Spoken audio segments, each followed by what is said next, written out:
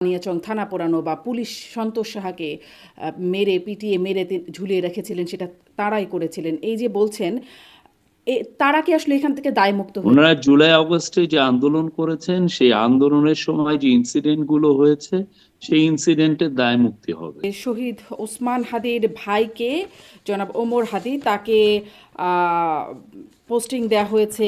ওনার লাইফে বড় রকমের থ্রেট ছিল, উনি ওনাকে সিকিউরিটি ইনশিওর করাটা আমাদের একটা দায়িত্বের মধ্যে। এটা কি লাশকে ক্যাশ করার কোনো একটা পদ্ধতি কিনা? শাম্মী আক্তারের বাসায় চাঁদাবাজি যিনি করতে গেলেন তিনি বলেছেন, ধরা পড়ে যিনি পড়েছেন তিনি বলেছেন যে তার এটি আসিফ মাহমুদের সম্পৃক্ততা ছিল। কংক্রিট এভিডেন্স ছাড়া একটা গভর্নমেন্ট কখনো একটা অভিযোগ উঠলে তো দুদক অভিযোগের স্বয়ংক্রিয়ভাবে মধ্যে বা স্বতঃপ্রণোদিতভাবে তো অভিযোগের মধ্যে যদি কিছু না থাকে এটা একটা হয়রানিমূলক কথাবার্তা করা। সরকারের ভেতরেই একজন উপদেষ্টা, সাদা চুলের উপদেষ্টা, তিনি তার মধ্যে একটা তালেবানাইজেশন, দেশকে তালেবানাইজেশনে এর চেয়ে ভয়ঙ্করতম কথা, এটা বাইরে হইলে এটা লিটিগেশন হতো, কেস হতো। কিন্তু এটা নেপালের অন্তর্বর্তী সরকারের প্রধান তিনি বলছেন বাংলাদেশ হতে দিতে চায় না নেপালকে। বিহারিদেরকে কচু কাটা করা হয়েছে, ওদের রিপোর্ট অনুযায়ী 1000 বিহারিকে মারা হয়েছে সেই 1972। রিপোর্টটার উপরে আপনি ভরসা করছেন, আর বর্তমানে যে রিপোর্টগুলো আসছে সেগুলো শেখ হাসিনা লগি বইটা দিয়ে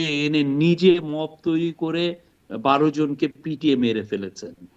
মব এগুলো হয় না, এগুলো কি মব ছিল না? নিশ্চয়ই নিশ্চয়ই, মানে সাধ্যাতি চেষ্টা করেছি যাতে মবকে কন্ট্রোল করা যায়। এবং আবার অনেক ক্ষেত্রে অভিযোগ এরকম যে আপনারা পৃষ্ঠপোষকতা করেছেন। আপনি বলছেন মিথ্যা কথা। এই দুটো লেন্স কি আসলে ভিন্ন? কারণ এখন যারা জার্নালিজম করছেন তারা এরকম সমালোচনা করছেন, কিন্তু সরকারি থেকে আপনি যে লেন্সে অনেকগুলো টার্ম শুনি, বিশেষ করে একটা তো খুব শোনা যায়, শুনতে খারাপ লাগে, ডাস্টবিন শফিক বলে অনেকে আপনাকে, মানে আর হাসিনা তো ডাস্টবিন তো খুব, আমি যে কাজটা করেছি খুব ক্ষুদ্র কাজ, আরো বড় কাজ করা উচিত ছিল।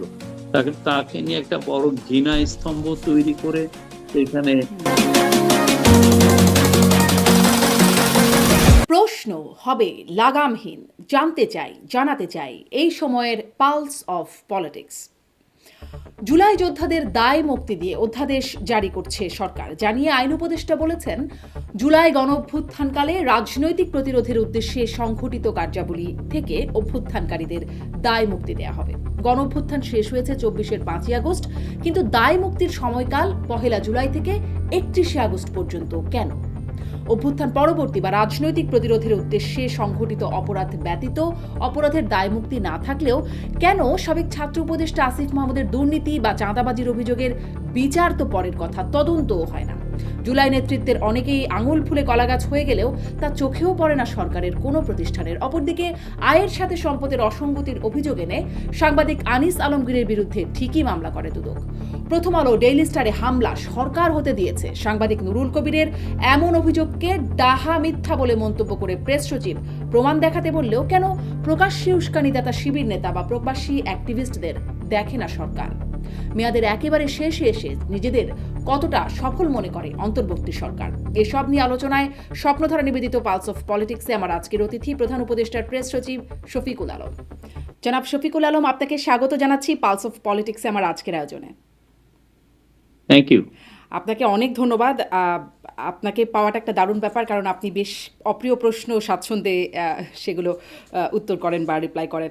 আমি আসলে বেশ কয়েকটা বিষয়ে কথা বলবো। শুরুতে একটু আসি যে সরকার দায় মুক্তি, জুলাই যোদ্ধাদের জন্য দায় মুক্তি অধ্যাদেশ যেটি জারি করছে সেই সম্পর্কে একটু আপনার কাছ থেকে জানতে চাই। আমরা দেখলাম মাননীয় আইন উপদেষ্টা তিনি যখন বলছিলেন, আপনিও ছিলেন সেখানে, যে 1 জুলাই থেকে 31 আগস্ট পর্যন্ত এই অধ্যাদেশ মানে দায় মুক্তি দেয়া হচ্ছে। আমাকে একটু বলবেন যে 31 আগস্ট পর্যন্ত কেন দেয়া হলো? মানে অভ্যুত্থান তো শেষ হলো 5ই আগস্টে। এটা আপনি যদি 1971-এ দেখেন, সেই সময়ও যখন দায়মুক্তির যেটা দেওয়া হয়েছিল সেটা সম্ভবত 1972 29 ফেব্রুয়ারি পর্যন্ত দেওয়া হয়েছিল। তো যুদ্ধ তো শেষ হয়েছিল 16ই ডিসেম্বর, কিন্তু এটার যে এটার রেশ ধরে একদম এটার 29 ফেব্রুয়ারি পর্যন্ত এটাকে দেওয়া হয়েছিল। এখানেও এটার একটা রেশ ছিল, বাট অবভিয়াসলি আমরা we are looking into incident related to July বিপ্লব নিয়ে। ওই জুলাই বিপ্লব রিলেটেড ইনসিডেন্টকে এইখানে দায় মুক্তি দেওয়া হয়েছে। জি, কিন্তু জুলাই মানে বিপ্লব রিলেটেড ইনসিডেন্ট আপনাদের মানে আসিফ নজরুল বলছেনও যে জুলাই গণঅভ্যুত্থানকারীদের এটা শুধুমাত্র গণঅভ্যুত্থানকালে রাজনৈতিক প্রতিরোধের উদ্দেশ্যে গণ অভ্যুত্থান মানে আগের প্রশ্নের সাথে এটি একই রকম যে গণ অভ্যুত্থান তো শেষ হয়ে গেল এবং রাজনৈতিক প্রতিরোধের উদ্দেশ্যে এবং রাজনৈতিক প্রতিরোধ বলতে কি বোঝাচ্ছে সেটাও তিনি বলে দিলেন ফ্যাসিস্ট সরকারের পতনের মাধ্যমে গণতান্ত্রিক শাসন ব্যবস্থা পুনরুদ্ধারের লক্ষ্যে পরিচালিত কর্মকাণ্ডকে বোঝানো হয়েছে। ফ্যাসিস্ট সরকার তো পতন হয়ে গেল 5ই আগস্ট মানে তাহলে কার বিরুদ্ধে রাজনৈতিক প্রতিরোধ তখন যে হচ্ছে? কোনো বিপ্লবেরই একটা থাকে, তো রেশ থাকে, সেই রেশকে সামনে রেখে এটা করা হয়েছে। এটা নাথিং আনইউজুয়াল। এটা আপনি যদি আরো অন্যান্য দেশে বিপ্লব দেখেন, যে সমস্ত দেশে এই ধরনের দায় মুক্তির আইন এসছে, একদম স্পষ্ট ভাবে এগুলো আছে, তেমন কিছু নেই। কেননা আপনি ভাবছেন যে বিপ্লব তো শেষ হয়ে গেল 5 তারিখ, হুম, কিন্তু তার রেশ তো থেকে যায় অনেকগুলো। সেই রেশ কি এখনো কেটেছে? কারণ এখনো তো শুনি পুলিশ নাকি ট্রমা আছে, এখনো পুলিশ নর্মাল হয়ে ওঠে নাই। এটা পুলিশের বিষয়। আমরা ওই জুলাই অগাস্টে, এটা তো একটা দায়মুক্তি, একটা আইনের বিষয়। আইনের যে মধ্যে যে টাইম স্পেন্ড, সেইটাকে চিন্তা করা হয়েছে। জি। আম তাহলে আসলে মানে শব্দগুলো একটু কনফিউজিং বলেই মনে হয়। কারণ না, না, অভ্যুত্থানকালে, কোনো কনফিউশন না। অভ্যুত্থানকালে বলতে তো অভ্যুত্থান 5ই আগস্টে শেষ হলো। না, এটা অভ্যুত্থান কালে আপনি এখন ঠিকই আমাদের মহান মুক্তিযুদ্ধ শেষ হয়েছে 16ই ডিসেম্বর। তো হুম। তারপরেও আপনার দায়মুক্তি 29শে ফেব্রুয়ারি পর্যন্ত কেন দেওয়া হলো? কিন্তু এটার এটা একটা কি আসলে খুব যৌক্তিক? মানে এতদিন পর্যন্ত একটা সরকার গঠিত হলো, সেই সরকারের উপর এত আশা ভরসা নিয়ে একটা সরকার এসে গেল। তারপরে সেই সরকার থাকাকালীনও এরকম ঘটনা ঘটবে এবং সেগুলো দায়মুক্ত হয়ে যাবে। এটা কি আসলে খুব যৌক্তিক না, এটা ব্যাপার? সরকার তো ইয়েতেও তো সরকার গঠন ছিল 18 ফেব্রুয়ারি ডিসেম্বর থেকেই তো বাংলাদেশ গভর্নমেন্ট হুম। 1971 থেকে কাজ করছে। আপনার কি বাট মনে হয় ওইটার যে একটা সেই সময় যেই অপরাধগুলো হয়েছে, যে লুণ্ঠন বা হত্যাকাণ্ডের ঘটনাগুলো হয়েছে, সেটা যৌক্তিক ছিল? মানে ইভেন তখনও যেটি হয়েছে? কোথায় লুণ্ঠন হয়েছে? মানে মুক্তিযুদ্ধের পরে হয়নি? মুক্তিযুদ্ধের পরে তো এরকম ঘটনা ঘটেছে। অনেক, অনেক অরাজকতা ঘটেছে তো। না, মুক্তিযুদ্ধের পরে অনেক কিছুই ঘটেছে, বাট আমরা তারপর তো যখন আপনি দায় মুক্তি দিবেন, তখন তো আপনার একটা কাট অফ টাইম আপনার চিন্তা করতে হুম, হয় যে আপনি কতটুকু, এটা রেশ কতক্ষণ ছিল। So জি। ওইটা চিন্তা করে তখন যারা আইন ফ্রেম করেন, তারা সেইভাবে তাদের আইনটাকে প্রিপেয়ার করেন। জি, জি। আমি এটাই প্রশ্ন করছিলাম যে সেই কাট অফ টাইম কেন ৫ই আগস্ট পর্যন্ত না? কারণ এর আগে স্বরাষ্ট্র মন্ত্রণালয় থেকে একটা বিবৃতি দেয়া হয়েছিল। সেখানে ৮ই আগস্ট পর্যন্ত ছিল। ১৫ই জুলাই থেকে ৮ই আগস্ট পর্যন্ত সময় ছিল। তারপরে সেটা বেড়ে ৩১শে আগস্ট মানে ৩১শে আগস্টে এসে কি হলো? তখন থেকে তারপরের ঘটনার দায়মুক্ত না কেন? না, এরপরে তো আমরা মনে করছি যে এটার আর রেশ নাই, যা আছে সেটা অলরেডি গভর্নমেন্ট ইজ ওয়ার্কিং। তারপরে ওইটার ওই ধরনের আর জুলাই রিলেটেড ইনসিডেন্ট আমরা তেমন একটা দেখছি না এই আগস্টের পরে। আচ্ছা। জি, এটা আপনার ব্যাখ্যা। এখন আসলেই দায় মুক্তি বলতেও একটু কি বোঝায় সেটাও আপনার কাছ থেকে একটু শুনি। যেমন ধরেন যেটি মাহদি হবিগঞ্জে পুলিশের আ গিয়ে হুমকি মতো করেই বলছিলেন, আসামি ছাড়াতে গিয়ে তিনি বলছিলেন যে আ হবিগঞ্জে যেই বানিয়াচং থানা পোড়ানো বা পুলিশ সন্তোষ সাহাকে মেরে পিটিয়ে মেরে ঝুলিয়ে রেখেছিলেন সেটা তারাই করেছিলেন। এই যে বলছেন, তারা কি আসলে এখান থেকে দায়মুক্ত হয়ে যাবেন? এগুলোর জন্য কোনো বিচারের কোনো জায়গা আর আসবে না? এটা জুলাই অগাস্টের রিলেটেড যদি ইভেন্ট হয়, অবশ্যই দায়মুক্ত মানে হবেন। আপনি কি আর ব্যাখ্যা করবেন? যেই এটা কি যেই সেই ইভেন্ট? গুলোতে ছিলেন, হ্যাঁ, আপনার কি মনে হয় এটা কি সেই রিলেটেড ইভেন্ট? এইটা তো সেই দিনের ঘটনা তো আমি বলছি না। আমি বলছি যে ওনারা জুলাই অগস্টে যে আন্দোলন করেছেন, সেই আন্দোলনের সময় যে ইনসিডেন্ট গুলো হয়েছে, সেই ইনসিডেন্টের দায় মুক্তি হবে। জি। মানে এর এই মধ্যে আমি সেদিন কি হয়েছে সেটা আমার বিষয় না। কিন্তু মানে এইরকম ঘটনারই তো কিছু না কিছু কোনো না কোনো ঘটনারই তো দায়মুক্তি। দায়মুক্তি আসলে কোনগুলোর হবে একটু বুঝবার চেষ্টা করছি। আ মানে ওই পুলিশের যে পরিবার তারা কি মামলা করতে পারবে? তার যে একটা মানে অভ্যুত্থানের ৩ মাস পরে একটা বাচ্চা হয়েছে বা ১০ মাস আগে তার বিয়ে হয়েছে অভ্যুত্থানের ১০ মাস আগে, তার পরিবারের যে সদস্যরা আছেন বা তার বাবা-মা তারা কি মামলা করতে পারবেন এই ঘটনায়? নাকি পারবেন না? এটার জন্য একটা তাদেরকে এটার জন্য একটা মেজার রাখা হয়েছে। তারা ন্যাশনাল হিউম্যান রাইটস কমিশনের কাছে যেতে পারবেন, যে তাদের এই কমপ্লেন করতে পারবেন। বাট ন্যাশনাল হিউম্যান রাইটস কমিশনও এই হুম। জিনিসগুলো তাদের আওতায় নিয়ে তারা তাদের মতো করে দেখতে পারবেন। আচ্ছা, পুলিশের কাছে এই মামলা করতে পারবেন না তারা? না, এটা এটা এনএইচআরসির এটা বিষয়। আচ্ছা, মানে সাধারণ মানুষ কি বুঝবে কখন কোথায় যেতে হবে? না, নাকি? কেন বুঝবে না? একটা লতে স্পষ্ট ভাবে লেখা থাকলে কেন বুঝবে না? আচ্ছা, একটু আসি যে আহ, আমরা দেখলাম যে শহীদ ওসমান হাদির ভাইকে, জনাব ওমর হাদি, তাকে পোস্টিং দেওয়া হয়েছে যুক্তরাজ্যের আম, সহকারী সহকারী কি যেন পোস্টার কথা মনে করতে পারছি না, খুঁজে পাচ্ছি না। যাই হোক, তাকে দ্বিতীয় সচিব পদে নিয়োগ দেওয়া হয়েছে। এটা আসলে কিভাবে দেয়া হলো? অনেকেই একটা সমালোচনা করছেন, এমনকি ইনকিলাব মঞ্চের মধ্য থেকেও সমালোচনা আসছে যে এটা কি লাশকে ক্যাশ করার কোনো একটা পদ্ধতি কিনা, বা এটা আন্দোলন দমানোর জন্য কোনো একটা পদ্ধতি কিনা। আসলে আপনি একটু কি ব্যাখ্যা করবেন যে কেন তাকে এই পদে পদায়ন করা হলো? প্রথম কথা যে আমি এই পুরো এই কালকে যেই নিউজটা হলো, এটা আমি ব্রাহ্মণবাড়িয়া ছিলাম, ফিরলাম। আমি পুরো নিউজটা এখনো ভালো মতো জানি না। আগে আমার জেনে নিতে হবে যে আসলে এই ঘটনাটা ঘটেছে কিনা। হ্যাঁ, যে ওনাকে সেই অ্যাপয়েন্টমেন্ট দেওয়া হয়েছে কিনা। অনেক ক্ষেত্রে যেটা হয় যে ফেসবুকে যেগুলো চলে সেগুলোর উপরে অনেকে রিপোর্ট করেন, কিন্তু পরবর্তীতে দেখা যায় যে এটা একটা ফেক ডকুমেন্ট ছিল। এটা হতে পারে। বাট আমার যেটা জানা, যদি এটা হয়ে থাকে তো হোয়াই নট, গভর্নমেন্ট তো এটা করতেই পারে। আর ওনার লাইফে থ্রেট ছিল, ওনার লাইফে বড় রকমের থ্রেট ছিল। উনি ওনাকে সিকিউরিটি ইনশিওর করাটা আমাদের একটা দায়িত্বের মধ্যে ছিল। জি। সেই দায়িত্বর জন্য তাকে এই পদে পদায়ন করা, মানে এই পদের জন্য কি কোনো বিশেষ যোগ্যতার প্রয়োজন হয় না? নাকি যে কাউকে লাইফের থ্রেট থাকলে তাকে পাঠানো, মানে সেটা একটা মানে যোগ্যতা হতে পারে? এরকম ইনস্ট্যান্স আমাদের আছে, এর আগে তো অনেক অনেক এরকম ঘটনা ঘটেছে তো। জি। ইনস্ট্যান্স তো আসলে অনেকই আছে। ইনস্ট্যান্সটা ভালো না খারাপ সেটিই না এখন প্রশ্ন, যে না আ না, অবশ্যই তাকে একটা লোকের যেখানে উপর দেওয়া হচ্ছে তাকে কি যোগ্যতার একটা বলে দেয়া মানুষের হচ্ছে? যে উপরে যদি লাইফের থ্রেট থাকে, তাকে তাকে সিকিউর করা, তার বাংলাদেশ না ওই বাইরে হোক, যেইভাবেই হোক, তাকে সিকিউর করা গভর্নমেন্টের একটা দায়িত্ব থাকে। আর তাদের ফ্যামিলিতে এমন একটা ভয়াবহ ঘটনা ঘটেছে, একজন শরীফ ওসমানের একটা 31-32 বছরের ছেলেকে মেরে ফেলা হয়েছে নির্মম ভাবে। তো ফলে পুরো ফ্যামিলি একটা ট্রমার মধ্যে দিয়ে যাচ্ছে। তো সেই ক্ষেত্রে তাকে যদি এটার মাধ্যমে, তার এই পোস্টিং এর মাধ্যমে ওনার এক ধরনের বলবো যে ট্রমাটিক একটা ট্রমার থেকে উনি একটু মুক্ত হবেন। এটা কি একরকম, মানে আমরা বৈষম্য বিরোধী আন্দোলনের প্রথম স্লোগানটা ছিল কোটা না মেধা, মেধা মেধা, সেটা কি এখন কোটায় চলে যাচ্ছে, যে ভাই কোটায় তিনি আসলে যাচ্ছেন, বা এর না, আগেও যারা কেন অনেকেই ভাই কোটা কোটায় হবে? আসলে এটা সুবিধা এটা পেয়েছেন? হচ্ছে, এটা তার পাশে দাঁড়ানো। আমরা কি বৈষম্য বিরোধীতে যারা আন্দোলন করেছেন, যাদের ফ্যামিলি, যারা শহীদ হয়েছেন, তাদেরকে আমরা কি দিচ্ছি না? একটা তাদের পাশে কি গভর্নমেন্ট দাঁড়ায়নি? অবশ্যই দাঁড়িয়েছে। তো সেই জন্য এটাকে যারা ওইভাবে দেখছেন তারা আসলে খুবই ন্যারো মাইন্ড থেকে দেখছেন। জি। বাট এটা তো আমাদের এটা দেখতে হবে যে তার ভয়াবহ একটা ঘটনার শিকার তাদের ফ্যামিলি। সেই বিষয়টা গভর্নমেন্টের কিন্তু এটা কি একটা অবশ্যই চিন্তা গুরুত্বপূর্ণ কাজ হবে। না? মানে জাস্ট ট্রমার শিকার তিনি, তিনি এই কাজের জন্য কোনো বিশেষ যোগ্যতার কি প্রয়োজন হয় না?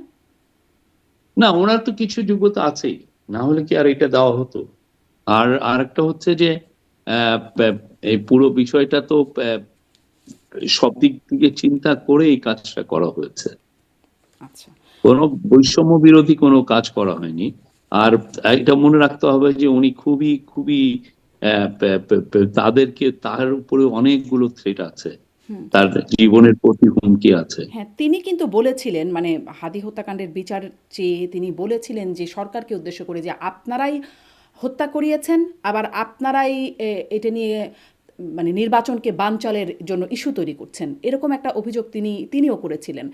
কেন আসলে সরকারের দিকে আঙুল? এমনকি ইনকিলাব মঞ্চের আরও যারা আছেন তারাও বলছেন যে তিনি বাংলাদেশেই আছে খুনি, এবং তাকে ক্রস ফায়ারের চেষ্টা করা হচ্ছে। এরকম বক্তব্য, মানে সরকারের প্রতি এরকম অনাস্থা কেন জানাচ্ছেন তারা বিচারের ব্যাপারে? এটা এটা ইমোশনাল হয়ে অনেকে অনেক কথা বলেন, এটা এমন কিছু না। ইমোশন হলে তো অনেক কথাই আসে। হ্যাঁ, আর যেহেতু সরকার এই পুরো বিষয়টাকে, সরকারকেই তখন অনেকে সামনে পায়, সেই জন্য সরকারকে দেখে অনেকে অনেক কথা বলেন। বাট আমরা আমাদের অবস্থান স্পষ্ট করেছি। শরীফ ওসমান হাদির কারা হত্যাকাণ্ডে জড়িত ছিলেন, তাদের অবস্থান এখন কোথায়, তাদের 17 জনের এগেনস্টে চার্জশিট হয়েছে, পুরো জিনিসটা, এবং এই পুরো জিনিসটা একদম ট্রান্সপারেন্টলি বলা হয়েছে। পুলিশ তাদের মতো করে প্রেস কনফারেন্স করেছে, আমাদের home minister press conference, home adviser press conference করেছেন। তো এখানে তো আসলে কোনো ধরনের কোনো লুকানোর তো কোনো কিছু নাই। তারাও এখন আমরা জানি যে তারা কনভিন্স। তাহলে এখনো তো আন্দোলনের কথা বলছেন, এমনকি বলছেন যমুনা ঘেরাওয়ের মতো কর্মসূচি হতে পারে, সংসদ ভবন ঘেরাও করা হতে পারে, এমন কথাও তো তারা বলছেন। ইনকুলাব মঞ্চ এটা বলতেই পারেন, তারা তাদের আন্দোলনকে জারি রাখছেন। হ্যাঁ, এটা এটা কি যৌক্তিক আন্দোলন নাকি অযৌক্তিক আন্দোলন? আমি যৌক্তিক অযৌক্তিক বলবো না, এটা তারা ভাবছেন যে এটা তাদের জারি রাখতে হবে, সেই জন্য তারা এটা করছেন। জি, মানে সরকার কি কোনো আম, এখানে কোনো চাপের কোনো অজুহাত সরকারও নিতে চায় কিনা? যেমন ধরেন, যখন আওয়ামী লীগকে নিষিদ্ধ করার ঘোষণাটা আসলো, তখন আগে আমরা শুনেছিলাম ডক্টর মোহাম্মদ ইউনূস, মাননীয় প্রধান উপদেষ্টা, তিনি আন্তর্জাতিক গণমাধ্যমকে জানিয়েছিলেন যে আওয়ামী লীগকে নিষিদ্ধ করার কোনো পরিকল্পনা এই সরকারের নাই। কিন্তু দেখলাম হাসনাত আবদুল্লাহ একজনকে নিয়ে তিনি চাপ প্রয়োগ করলেন, যমুনা ঘেরাওয়ের কথা বললেন, এবং বেশ মানে চাপে পড়ে সরকার তখন আওয়ামী লীগকে নিষিদ্ধ করার ঘোষণা করলো। এরকম কোনো চাপ আসলে তৈরি করছে কিনা ইনকিলাব মঞ্চ, বা সামনে করতে না, পারে কিনা? না, গভর্নমেন্ট চাপের কোনো বিষয় নেই। গভর্নমেন্ট পুরোপুরি নির্বাচন আয়োজনে ব্যস্ত, নির্বাচন সামনে এসছে, হুম, সেটা নিয়ে গভর্নমেন্ট তার সমস্ত কাজ করছে। আচ্ছা। নির্বাচনের প্রসঙ্গ যখন একটু বলছেন, তখন একটু আর আসি। ওসমান বিন হাদির বিষয়ে যা যা ইনভেস্টিগেশন সেগুলো কন্টিনিউ আছে। এইখানে যারা যারা জড়িত ছিলেন সবাইকে আইনের সম্মুখে করাটা এটা আমাদের একদম বড় দায়িত্ব। সেই কাজগুলো পুলিশ করছে, সিকিউরিটি ফোর্সেস অন্যান্য করছে, ইন্টেলিজেন্স এজেন্সির যারা মেম্বার আছেন তারা করছে। জি, কিন্তু কিন্তু কেন যেন আপনাদের এই কোনো পক্ষের উপরে ইনকিলাব মঞ্চ বা শহীদ ওসমান হাদির ভাইও এতদিন বলেছেন যে তারা বিশ্বাস করতে পারছেন না। এখন হয়তো বিশ্বাস করতে পারেন কিনা, মানে পদায়নের পরে, সেটি আবার দেখার বিষয়। একটু এই প্রসঙ্গেও আসি।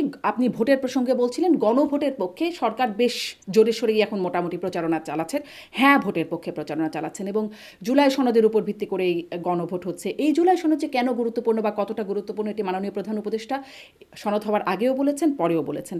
কিন্তু আমি এটি জিজ্ঞাসা করতে চাই যে এত গুরুত্বপূর্ণ বিষয়ে যারা আসলে এটি নিয়ে দাবি করেছে, কথা বলেছে, সেই এনসিপি, যাকে প্রধান উপদেষ্টা যেই দলটির পরামর্শক বা একরকম পৃষ্ঠপোষকতাও করেছেন দলটি গঠনের সময়, তাদের প্রসঙ্গে খুব ইতিবাচক বলেছেন, প্রধান তিনটি দলের মধ্যে একটি দল হিসেবে সবসময় এনসিপিকে কাউন্ট করা হয়েছে, সেই দলটি কেন স্বাক্ষর করলো না?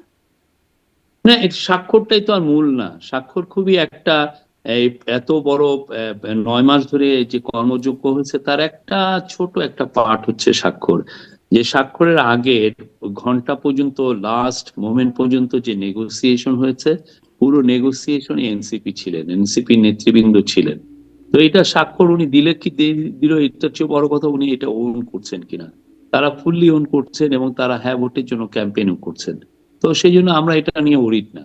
তারা এটা যদি বলতেন যে না আমি জুলাই সনদকে মানি না, জুলাই সনদে যাই সেটা আমাদের ডিমান্ডকে রিফ্লেক্ট করেনি, দেন ইটস তখন আমরা এটা নিয়ে জি, আহ, কিন্তু যেই আমাদের আইনি ভিত্তির জন্য তারা এতদিন ধরে বললেন, এবং সেটি না হলে স্বাক্ষর করবেন না বলে বললেন, স্বাক্ষর না করলে তো একটা আইনি ভিত্তিই হবে না। আপনি যদি একটা কন্ট্রাক্টের স্বাক্ষর না করেন, কোনোভাবেই তো বাউন্ড করা যাবে না তাকে।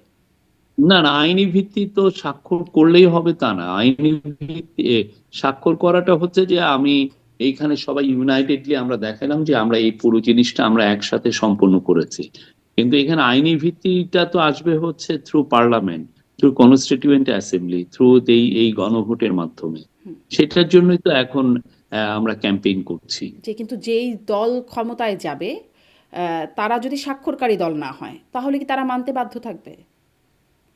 এটা যদি হা ভোট হয়, অবশ্যই এটা তো তাদের তখন কনস্টিটিউয়েন্ট অ্যাসেম্বলি তো হুম, আপনি জানেন যে এই যে পার্লামেন্টটা হবে সেটা at the same time constituent assembly হবে, যে মানে হুম, কনস্টিটিউশন কে অ্যামেন্ড করার যে অ্যাসেম্বলি। হুম। তো সেইটা এই কনস্টিটিউয়েন্ট অ্যাসেম্বলি তখন এটা নিয়ে ডিবেট করবে। বাট হা ভোট দেওয়া মানে হচ্ছে জনগণের ম্যান্ডেট এখানে আছে, জনগণ এখানে বলছে যে হ্যাঁ আমরা এই চেঞ্জ গুলো চাই, আমরা এই কনস্টিটিউশনাল অ্যামেন্ডমেন্ট গুলো চাই, হুম, এটা কিন্তু স্পষ্ট সেই যে ভাবে। তো চারটা ওই প্রশ্ন, জনগণের বিরুদ্ধে কি একটা পার্টি দাঁড়াবে আমার মনে হয় না। কিন্তু চারটা যে প্রশ্ন হ্যাঁ ভোটের মানে চারটা বিষয়ের উপর তো একটি প্রশ্ন, সেটি তো শেষে 4 নম্বরে বলা হচ্ছে যে জুলাই সনদে বর্ণিত অন্যান্য সংস্কার রাজনৈতিক দলগুলোর প্রতিশ্রুতি অনুযায়ী বাস্তবায়ন করা হবে।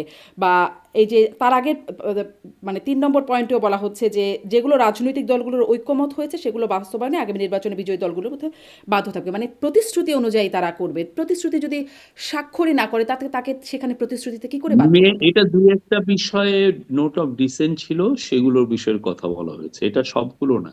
একটা দুইটা বিষয়ে নোট অফ ডিসেন্ট, সেখানে আপনি একটা অবস্থান নিয়েছেন, এনসিপি একটা অবস্থান নিয়েছে বা বিএনপি একটা অবস্থান নিয়েছে, সেই বিষয়টা। বাট ফুল প্যাকেজটা সবার সামনে আনা হয়েছে যে আপনি এই প্যাকেজটা নিচ্ছেন কি নিচ্ছেন না, আপনি কি এটা হা ভোট দিবেন নাকি না ভোট দিবেন। আমরা সরকারের তরফ থেকে, পলিটিক্যাল পার্টিগুলো তাদের তরফ থেকে সবাই জনগণকে বলছে যে আপনি এই ফুল প্যাকেজটাকে হা ভোট দিন।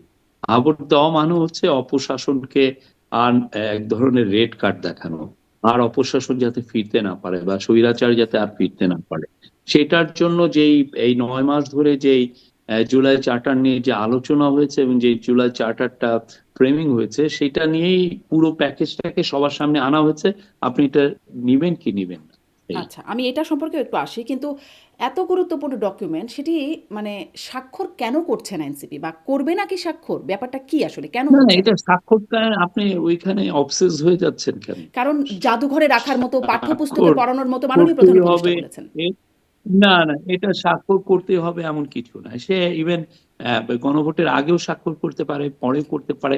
সে পুরো, আপনি দেখবেন যে সে কি ছিল কিনা, he was in the negotiation right till the end. একদম শেষ পর্যন্ত সে নেগোসিয়েশনে ছিল। সে বলছে না যে আমি এইগুলো কেউ কোনো কিছুকে আমি নিচ্ছি না। সে কি কোথাও বলেছে, আপনি কোন প্রেস কনফারেন্সে দেখেছেন যে এনসিপি বলছে যে আমি এটা নিচ্ছি না? তখন কিন্তু সেটা তো না। বলেছিল, স্বাক্ষর অনুষ্ঠানের আগে এনসিপি কিন্তু বলেছিল আইনি ভিত্তি না দেওয়ার আগে তারা স্বাক্ষর করবে না। স্বাক্ষর জিনিসটা পুরো একটা টেকনিক্যালিটিস, এর বাইরে কিছু না। আচ্ছা, মানে এটা একদমই আনুষ্ঠানিকতা বলছেন। এবার আসি যে গণভোটের যে বিষয়গুলো আপনি বলছেন যে পুরো প্যাকেজে হা বলবে বা না বলবে মানুষ সেটি। আম, কিন্তু এত যে গণভোটের পক্ষে প্রচারণা, আ, সেটিতে যে তারা, এটা তো পুরনো প্রশ্ন, তবুও জিজ্ঞাসা করি যে সেটি যে রাজনৈতিক দলগুলো মানবে সামনে ক্ষমতায় গিয়ে, তার নিশ্চয়তা কি যখন গণভোটের আগেই মানে তাদের যে প্রতিশ্রুতি সেখান থেকে তারা সেটি পালন করছে না? একটা অন্তত উদাহরণ আমি দেখতে পাই যে সেখানে বলা আছে যে ন্যূনতম 5% জুলাই সনদের 24 ধারায় যেটি বলা আছে যে ন্যূনতম 5% নারী প্রার্থী মনোনয়ন দিয়ে রাজনৈতিক দলগুলো দিতে হবে আর কি, এটা তাদের বাধ্যবাধকতা, এবং 29টি দল এবং জোট এতে একমত হয়েছে। কিন্তু একটি দলও 5% নারীর মনোনয়ন দেয় নাই। বিএনপি অনেকটা এগিয়ে আছে, জামাতের একজনও নারী প্রার্থী নাই। মানে আগেই তো লঙ্ঘন করছে, পরে গিয়ে পালন করবে, এই আস্থা আমরা কোথায় পাবো বা কেন পাবো? এবং সরকার বা ঐক্যমত কমিশন এ নিয়ে কোথাও কিছু বললো না তো কোথাও। না, এটা একটা গ্র্যাজুয়ালিজমের বিষয় তো। আর এটা পুরো ম্যান্ডেট, এটা যখন কনস্টিটিউশন এই ইয়ের ভোটের আগের সাথে তো এটা হচ্ছে না। কথা হচ্ছে যে আপনার ম্যান্ডেটটা পাওয়ার পরে যে কনস্টিটিউশনাল চেঞ্জ হচ্ছে, তখন এটা আপনার ইমপ্লিমেন্টেড হবে 5%। ঠিক আছে, এটা তো এমন না যে এই ভোটে এর আগেই ইমপ্লিমেন্ট হয়ে যাচ্ছে, তা কিন্তু না। বলা কিন্তু হানা হয়েছে ভোটে পুরো বিষয়টাই এসছে। জি, মানে এই সনদ এর পরে যেই নির্বাচনটা হবে সেই নির্বাচনের জন্যই এটি প্রযোজ্য হবে, হ্যাঁ এটি হ্যাঁ, কিন্তু সনদে বলা হচ্ছে। অ্যামেন্ডমেন্ট আগে হোক তারপরে। হ্যাঁ, মানে কোন অ্যামেন্ডমেন্ট হোক? এই যে আপনি যে 5%, এটা তো, এটা আপনার তো পরে কনস্টিটিউশনাল অ্যামেন্ডমেন্ট আনতে হবে। হওয়ার আনার পরে তো আপনার এটা একটা ম্যান্ডেটরি হবে প্রত্যেকটা পলিটিক্যাল পার্টির, যে আপনি অ্যাটলিস্ট 5% আপনার ইয়ে দিবেন হচ্ছে নারী প্রার্থী আপনি দিবেন। তার মানে তার আগ পর্যন্ত প্রতিশ্রুতির কোনো দাম নাই বা দরকার নাই। না না, এটা তো আপনি আগে তো, প্রথম কথা হচ্ছে যে হানা ভোটে এটা পাশ করতে হবে। পাশ করলে জনগণের ম্যান্ডেট এটার সাথে আছে। আর জনগণের ম্যান্ডেট যদি এখানে থাকে, কোনো পলিটিক্যাল পার্টির আমার মনে হয় না যে ইচ্ছা হবে যে জনগণের বিরুদ্ধে দাঁড়াতে। ইচ্ছা তো আগে কেউ হয়েছে, দাঁড়াবে না। আগে তো হয়েছে ইচ্ছা, মানে আমাদের নজিরগুলো তো না, তাই এটা বলে। এটা এটা হলেও একটা শুনেন, আগে কি হয়েছে না হয়েছে, এইটা একটা গণভোট হচ্ছে। গণভোটে যখন আপনি ম্যান্ডেটটা খুবই লাউড অ্যান্ড ক্লিয়ার থাকে, আমরা সবাই বলছি যে আপনি এটা করবেন, এটা আমরা আমাদের ইচ্ছা। তখন হয় কি আপনি এটা, কারণ আপনি তো তখন আমাদেরই পার্ট, আপনি তো এটার বাইরে যেতে পারেন না। মানুষের ইচ্ছাকে আপনি সরিয়ে আপনার মতো ইচ্ছা চাপিয়ে দিবেন, সেটা ওই সময়টা আর নাই। সেটা হাসিনা চেষ্টা করেছিল, এবং হাসিনা চেষ্টা করে কি হয়েছে জনগণ এটা দেখেছে। জি, কিন্তু আসলে এটাই প্রশ্ন ছিল যে একদম সুস্পষ্টভাবে ওই ৪টা ধারার মধ্যে বা ৪টা বিষয়ের মধ্যে বলে দেওয়া হচ্ছে, আগামী নির্বাচনে বিজয়ী দলগুলো বাধ্য থাকবে এই কাজ করতে। একদম লাইনটা এরকমই আমি পড়ছিলাম। কিন্তু আগামী নির্বাচন তো এটাই, যেটি আমাদের সামনে, সেটিতে হলো না। ফলে সন্দেহ তো একটু মানে থাকতেই পারে নাকি রাজনৈতিক দলগুলোর প্রতি, নাকি না? না না, আমি কোনো সন্দেহ দেখছি না। আমি মনে করছি যদি এটা ভোটে পাশ হয়, এবং আমি দৃঢ় বিশ্বাস এটা হবে, হুম। তাহলে এইখানে যা আছে রাজনৈতিক দলগুলো এটাগুলোকে ইমপ্লিমেন্ট করবে, খুব ভালোভাবে ইমপ্লিমেন্ট করবেন। জি। কারণ এখানে জনগণের ইচ্ছার রিফ্লেকশন হয়েছে, এটা প্রতিফলন হয়েছে। আর এই জনগণের প্রতিফলন মানে শুধুমাত্র আমি আহ, কিছু সাংবাদিক, কিছু যারা পত্রিকায় লিখলাম তাদের ইচ্ছার রিফ্লেকশন তো না, এটা পুরো গ্রামে যিনি বসে আছেন, মারি উপজেলার হরিরামপুর গ্রামের যিনি বসে আছেন, তারও ইচ্ছার প্রতিফলন এখানে হচ্ছে।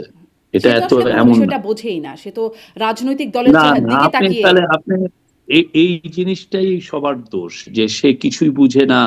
এইটুক বুঝা মানে, বাংলাদেশের মানুষ খুবই পলিটিক্যালি কনসাস। এই আপনি যে যে তাকে জুলাই বুঝেন, সনদের আপনি 84টা আপনি ধারা আছে, চেষ্টা মানুষ করেছেন বুঝতে পারে। গ্রামের একটা, আপনি তো অনেক ইন্টারভিউ নিচ্ছেন, আপনি গ্রামের একজন টিচারকে, একটা গ্রামের একজন এল্ডারকে আপনি একটা ইন্টারভিউ নিয়ে দেখেন উনি কি বুঝে আর কি বুঝে না। জনাব শফিকুল আলম, আমি কিন্তু এটা করেছি। ধরেন আমি আমার ড্রাইভারকে জিজ্ঞাসা করেছি, বাংলাদেশে আমার বাসায় যেই গৃহকর্মী বা সহায়তা করে তাদেরকে জিজ্ঞাসা করেছি, আমি বিদেশে থাকি, তারা খুবই শিক্ষিত, পিএইচডি হোল্ডার, যারা আসলে গণভোট দেবেন এখান থেকে, খুব আগ্রহের সাথে ব্যালট সংগ্রহ করছেন বা সেই প্রক্রিয়ার মধ্যে আছেন, সেখানে তাদেরকে জিজ্ঞাসা করেছি আপনি জানেন কিনা জুলাই সনদে কী কী আছে। মানে আসলে জানেন না কিন্তু জনাব শফিকুল আলম। না, ওনারা সবাই এটাকে একটা প্যাকেজ হিসাবে দেখছে, যেটা একটা রিফর্মের প্যাকেজ। এটা নিলে দেশে অপশাসন আসবে না, দেশে স্বৈরশাসন আসবে না, দেশের মানুষের অধিকারকে খর্ব করার চেষ্টা, নতুন কোনো গভর্নমেন্ট করার চেষ্টা করবেন না। তো ওনারা এইভাবে পুরো জিনিসটার যেটা মেসেজটাকে নিচ্ছেন, যে এটা একটা প্যাকেজ, এটা করলে আমার আহ, এই লাভটা হবে। হ্যাঁ। তো ফলে এইভাবে ওনারা দেখছেন, এবং সেটা রিফ্লেকশন আপনারা গণভোটের দিন দেখবেন। জি। মানে তার শুরুটাই হচ্ছে একটা লঙ্ঘন দিয়ে বা প্রতিশ্রুতির একটা লঙ্ঘন দিয়ে, সেটা আমি বলছিলাম ৫% নারী প্রার্থী। আমি কি একটু আরেকটু কোনো দায়মুক্তির। লঙ্ঘন হচ্ছে না, জি, কোনো লঙ্ঘন হচ্ছে না।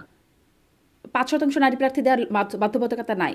যেটি বলা এটা হচ্ছে তো আগামী এখন নির্বাচনে, আগামী নির্বাচনে। ম্যান্ডেটে আনা হলো তো, হ্যাঁ, এটা তো ম্যান্ডেটে আনা হলো তো, কিন্তু হলো না তো। হওয়ার পরে যে এটা হবে, এটা তো আচ্ছা। ম্যান্ডেটে আনলো। তার মানে কি এগুলো সবকিছু হচ্ছে মানে আম এর ২৬ সালে যে নির্বাচন, মানে সামনে ১ মাস পরে যে নির্বাচন, তারপরে যেই ৫ বছর পরে নির্বাচন হবে, তখন থেকে এগুলো সব কার্যকর? তারপরে থেকে মূল কথা হচ্ছে যে আপনি এইটা করার পরে যেহেতু আপনি কনস্টিটিউশনাল যে কনস্টিটিউয়েন্ট অ্যাসেম্বলি বসবে, বসে তারপরে এটাকে ল করবে। যখন আপনার লটা হবে তখন তো যে ম্যান্ডেটরি এখন তো করা হয়েছে, সবাইকে বলা হয়েছে আপনি এটা করেন। এখন অনেকে দু একজন এটাকে নিচ্ছেন না বা নেননি, কিন্তু যখনই এটা ম্যান্ডেটরি হয়ে যাবে হাফ ভোটের মাধ্যমে, যেটা হবে যে এটাকে জনগণ তার ডিজায়ারটা জানাবে যে আমরা এইটা চাই, 5% অবশ্যই দিতে হবে, তখন ওইটাকে কনস্টিটিউয়েন্ট অ্যাসেম্বলি বসে তখন ওইটাকে ল করবে। জি। ল করলে তখন ম্যান্ডেটরি, তখন আপনি ইচ্ছা করলেও আপনি বলতে পারবেন না, আপনি এটাকে লঙ্ঘন করতে পারবেন না, ইম্পসিবল। তার মানে রাজনৈতিক দলগুলো যা প্রতিশ্রুতি দিচ্ছে, সেটি আসলে তারাও খুব একটা পালন করতে চায় না বলেই মনে হয়। কারণ তাছাড়া করলো না কেন এবারে? এই প্রশ্নটা তো থেকেই যাবে। আমি একটু এই প্রশ্নেও যাই। জনাব শফিকুল আলম, দায়মুক্তির বিষয়ে কথা বলছিলাম, আপনি একটু ব্যাখ্যাও করলেন। আর সেটি কি আসলে তাদের পরবর্তী যেই কার্যক্রম, মানে জুলাই যোদ্ধা বা যারা জুলাই আন্দোলনে গণঅভ্যুত্থানে প্রত্যক্ষভাবে ছিলেন বা পরোক্ষভাবে ছিলেন, তাদের কি পরবর্তী কার্যক্রমের ক্ষেত্রেও সেটি কোনোভাবে অ্যাপ্লিকেবল হবে? কারণ আমরা দেখলাম ঠিক দুটি ঘটনা ঘটলো। তারিমা জান্নাত সুরভি চাঁদাবাজির ঘটনায় তাকে, মানে অভিযোগে তাকে গ্রেপ্তার করা হলো। অন্যদিকে ওই হবিগঞ্জের মাহাদি, পুলিশকে হুমকি দেওয়া আসামি ছাড়াতে গিয়ে। তার পরপরই দেখলাম এই দায়মুক্তি অধ্যাদেশটা জারি করা হলো। তাদের যে কাজবাজ বা চাঁদাবাজি এই ঘটনাগুলোকেও কি দায়মুক্তির মধ্যে দেওয়া হবে? না, এটা তো আমি তখন তো ক্লিয়ার করলাম, আপনি আবার নতুন করে এই প্রশ্ন উত্থাপন করছেন। আমি আচ্ছা। স্পষ্টভাবে বলেছি, এটা জুলাই আগস্টের, হ্যাঁ, যেগুলো বিপ্লবকে ঘিরে যে ইনসিডেন্ট, সেগুলোকে নিয়ে দায় মুক্তি, এর বাইরে না। প্রশ্নটা কেন উত্থাপন করছি? কারণ ধরেন আন্দোলনের একদম প্রবাদ পুরুষ যাদেরকে আমরা দেখলাম, তাদের নামে অনেক অভিযোগ। যেমন যখন সরকারে ছিলেন, উপদেষ্টা ছিলেন আসিফ মাহমুদ, তাকে ঘিরে অনেক অনেক অভিযোগ আসছে। তার এপিএসের দুর্নীতির বিষয়ে, তার বাবার দুর্নীতির বিষয়ে, এবং তারও নানান রকম বিষয় আসলে এসেছে। এমনকি চাঁদাবাজির খবর এসেছে, যে চাঁদাবাজির অভিযোগে শাম্মী আক্তারের বাসায় চাঁদাবাজি যিনি করতে গেলেন, তিনিই বলেছেন, যিনি পড়েছেন তিনি বলেছেন যে তার এটি আসিফ মাহমুদের সম্পৃক্ততা ছিল, কিন্তু তার কিছু হলো না। তারপরে আমরা দেখলাম উপদেষ্টা মাহফুজ আলমের ভাই, তারও একটা ফোনালাপ টেন্ডারবাজি বিটিভির, হ্যাঁ, সেটি ফাঁস হলো। সেটি নিয়েও দুদক কোনো ব্যবস্থা নিল না। আমরা দেখলাম হান্নান মাসুদের সেই বক্তব্য, যেখানে বলছিলেন যে গ্রামের সবচেয়ে ভাঙা বাড়িটি আমার, এবং তারপরে বলছেন যে সবচেয়ে ভালো বাড়িটি আমাদের। মানে এই যে ব্যাপারগুলো ঘটে গেল, কোনো তদন্তও তো হলো না। তারা কি দায়মুক্ত এগুলো হলো? জিনিস আপনি কিভাবে বলছেন, পুরো জিনিসটা হি সেড শি সেড এর মধ্যেই আছে। জিনিসটা একটা অভিযোগের মধ্যে আছে। আমি অভিযোগ করছি যে ওইটা আমাকে বলছেন আই শফিকুল আলম 1200 কোটি টাকা বানিয়েছেন, 1500 কোটি টাকা বানিয়েছেন, এই কত ধরনের কত কথা। এখন আপনি কথা বললে আপনি এটাকে নিবেন নাকি? মূল কথা হচ্ছে যে আপনি কংক্রিট এভিডেন্স আনেন, এভিডেন্স এনে বলেন যে এই যে এভিডেন্সে দেখা যাচ্ছে যে উনি এই করাপশনটা করেছেন। তো সেই কাজটা তো আমরা দেখছি না। কেউ কোনো পত্রিকায়, বাংলাদেশের পত্রিকাগুলো যথেষ্ট স্বাধীন এখন। আসিফ মাহমুদ, সজীব ভুঁইয়া এখন পাওয়ারেও নাই। আর তারা তো এখন রিপোর্ট করতে পারে উনি কি কি কাজ করেছেন, কোথায় কোথায় ওনার কাজের যেটা যেইভাবে কাজ করার কথা সেটা করেন নাই, বা কোথায় উনি পাওয়ার অ্যাবিউজ করেছেন, কোথায় উনি করাপশন, ওনারা এখন they are free to do any report. তো সেটা তো না করে আপনারা আগে কি ও এইটা বলছে এইটা বলছে, এগুলো অনেক ক্ষেত্রে যেটা হচ্ছে পলিটিক্যাল রেটোরিকের মতো। হুম। মানে কিন্তু মানে এগুলো দুদক তো কংক্রিট এভিডেন্স ছাড়া একটা গভর্নমেন্ট কখনো একটা এই বিষয়গুলোতে ইনভেস্টিগেট করে না। আপনি কংক্রিট এভিডেন্স আনেন, অবশ্যই গভর্নমেন্ট দেখবে। জি, অভিযোগই তো দুদক, মানে দুদকের কথা বলছি, তো অভিযোগই তো একটা অভিযোগ উঠলে তো দুদক অভিযোগের স্বয়ংক্রিয়ভাবে মধ্যেও বা তো স্বতঃপ্রণোদিতভাবে তো সারবস্তু থাকে। ফোনালাপ আপনি দেখা যাচ্ছে, অভিযোগের মধ্যেও তো ফোনালাপ শোনা সারবস্তু যাচ্ছে। থাকে। শুনেন, অভিযোগের মধ্যে তো সারবস্তু থাকে। কারণ অভিযোগের মধ্যে যদি কিছু না থাকে, এটা একটা হয়রানিমূলক কথাবার্তা বলার জন্য। হ্যাঁ, আসিফ মাহমুদ, সজীব ভুঁইয়ার বাবা বা তার এপিএস বা তাকে নিয়ে যদি হয়রানিমূলক কথা হতো, তাহলে সেটা কেন গভর্নমেন্ট এটা ইনভেস্টিগেট করবে? গভর্নমেন্ট অবশ্যই ইনভেস্টিগেট করবে যদি কংক্রিট এভিডেন্স থাকে। আপনি নিয়ে আসেন, মানে অবশ্যই করবেন। দুদক এটার মানে অভিযোগের বিষয়গুলো এত গুরুত্বপূর্ণ, পদের মানুষের বিরুদ্ধে এত গুরুত্বপূর্ণ অভিযোগ আসছে, আপনি দুদক স্পষ্ট স্বপ্রণোদিতভাবে হবে। অভিযোগ, আপনি কংক্রিট এভিডেন্স আনেন, অবশ্যই দুদক করবে, সবাই করবে। আর আমাদের সময়টাই তো শেষ না, এটা তো সামনে আরো আছে। সামনে আর নতুন গভর্নমেন্ট আসবে, জাস্ট 25 দিন পরেই নতুন গভর্নমেন্ট আসবে, তো সেটি 25 দিন পরে ইলেকশন। সেটি তো একটা কালচার, যে গভর্নমেন্ট পড়ে যাওয়ার পরে সেই গভর্নমেন্টের ভেতরে কি কি অনিয়ম হয় সেটি। না না, এটা আপনি কংক্রিট, আপনি যেটা আপনি রিপোর্ট গুলো পড়েন, এই রিপোর্ট গুলো পুরোটাই হেয়ার্স এর উপরে। রিপোর্ট গুলো উনি বলেছেন, বলেছেন, এই টাইপের রিপোর্ট। মানে আপনি আমি কংক্রিট এভিডেন্স আনলে দেখছিলাম যে দেখবেন না মানে কেন?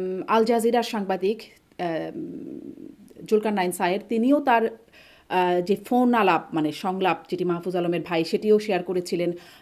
তাদের অনুসন্ধানে এটি বেরিয়ে আসছে, কিন্তু কেন আমলে নিচ্ছে না?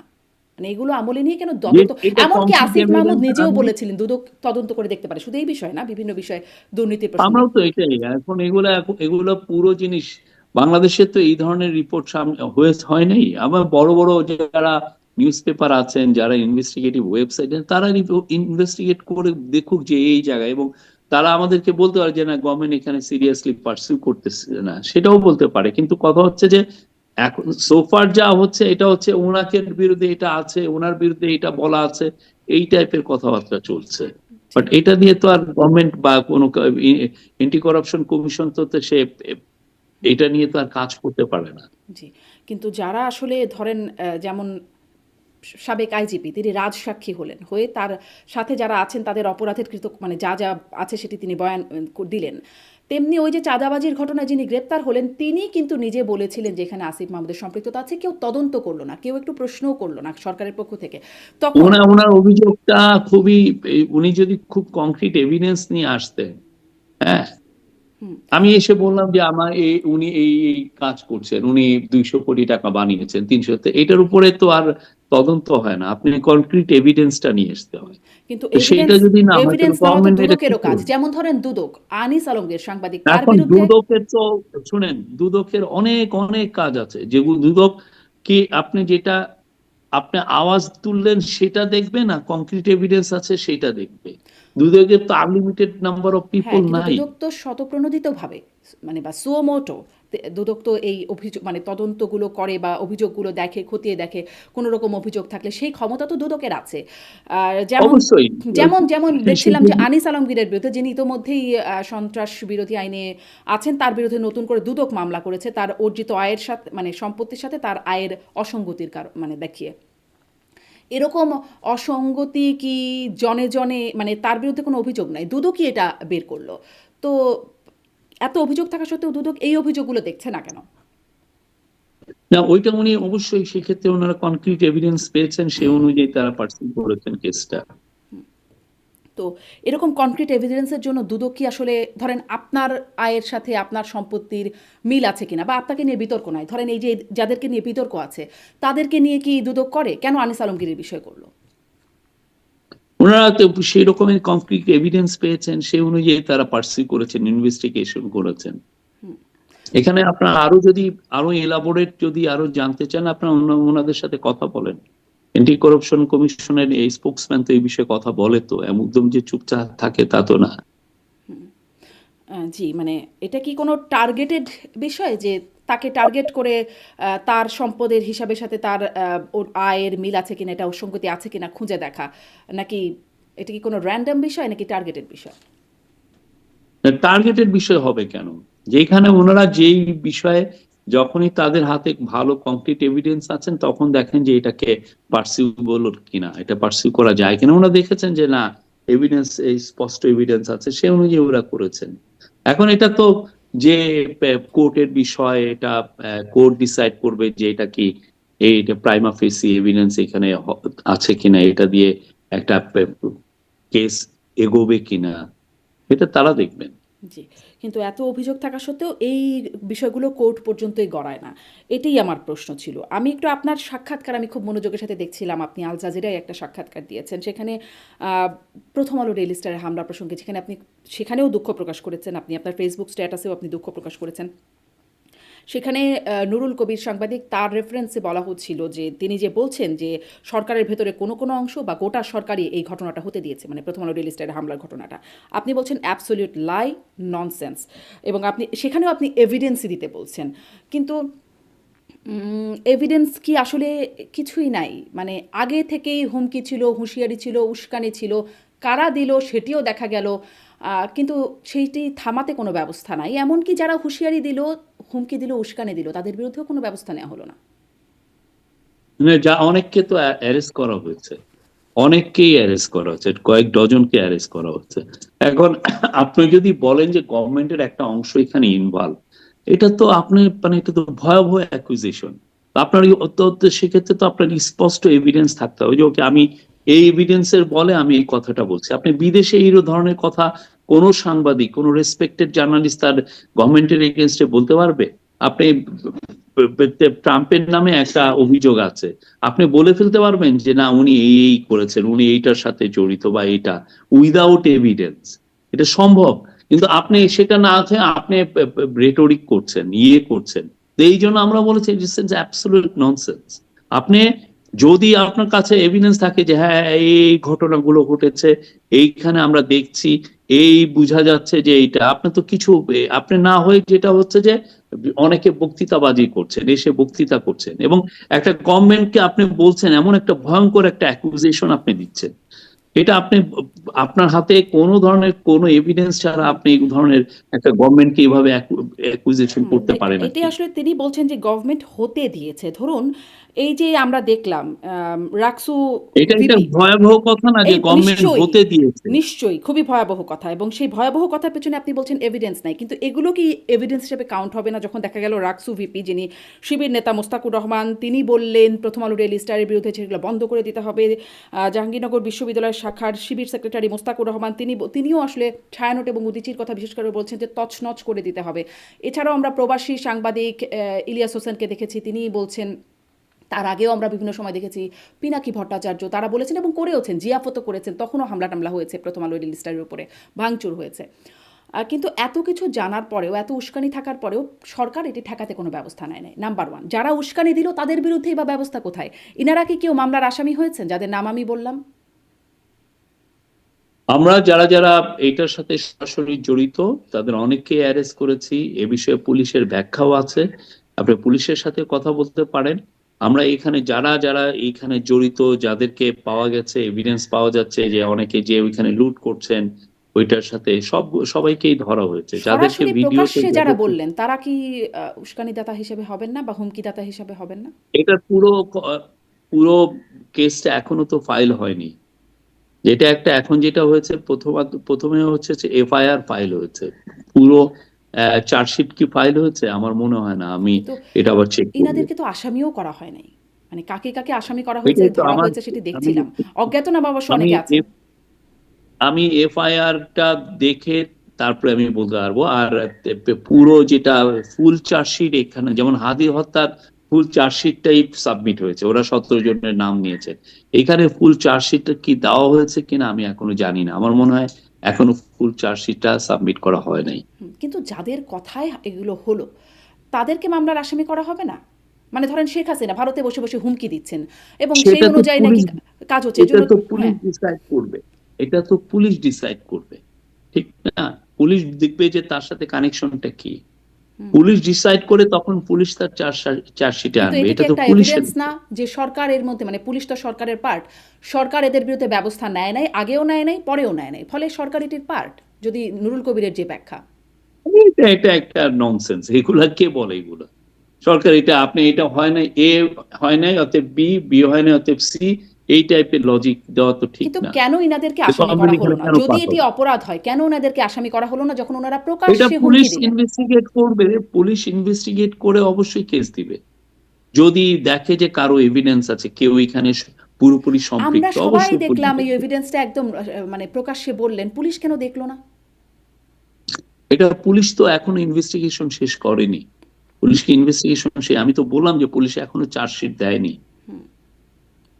মানে যাদেরকে ওই মবের মধ্যে দেখা গেল তাদের অনেককে পুলিশ গ্রেপ্তার করেছে বা তাদের নামে মামলা করেছে, কিন্তু যাদেরকে উস্কানি দিতে দেখা গেল এবং তারা স্বীকারও করলেন যেটি স্লিপ অফ টাং, শিবিরের পক্ষ থেকে তারা বিবৃতি দিয়ে বললেন এটা তাদের ব্যক্তিগত ব্যাপার, এটা স্লিপ অফ টাং, কিন্তু সেই যেখানে যেখানে বলেছেন ঠিক সেখানে সেখানেই হামলা হয়েছে, কিন্তু পুলিশ এখানে আসলে এদের কার কি রোল সেটা পুলিশ ডিসাইড করবে।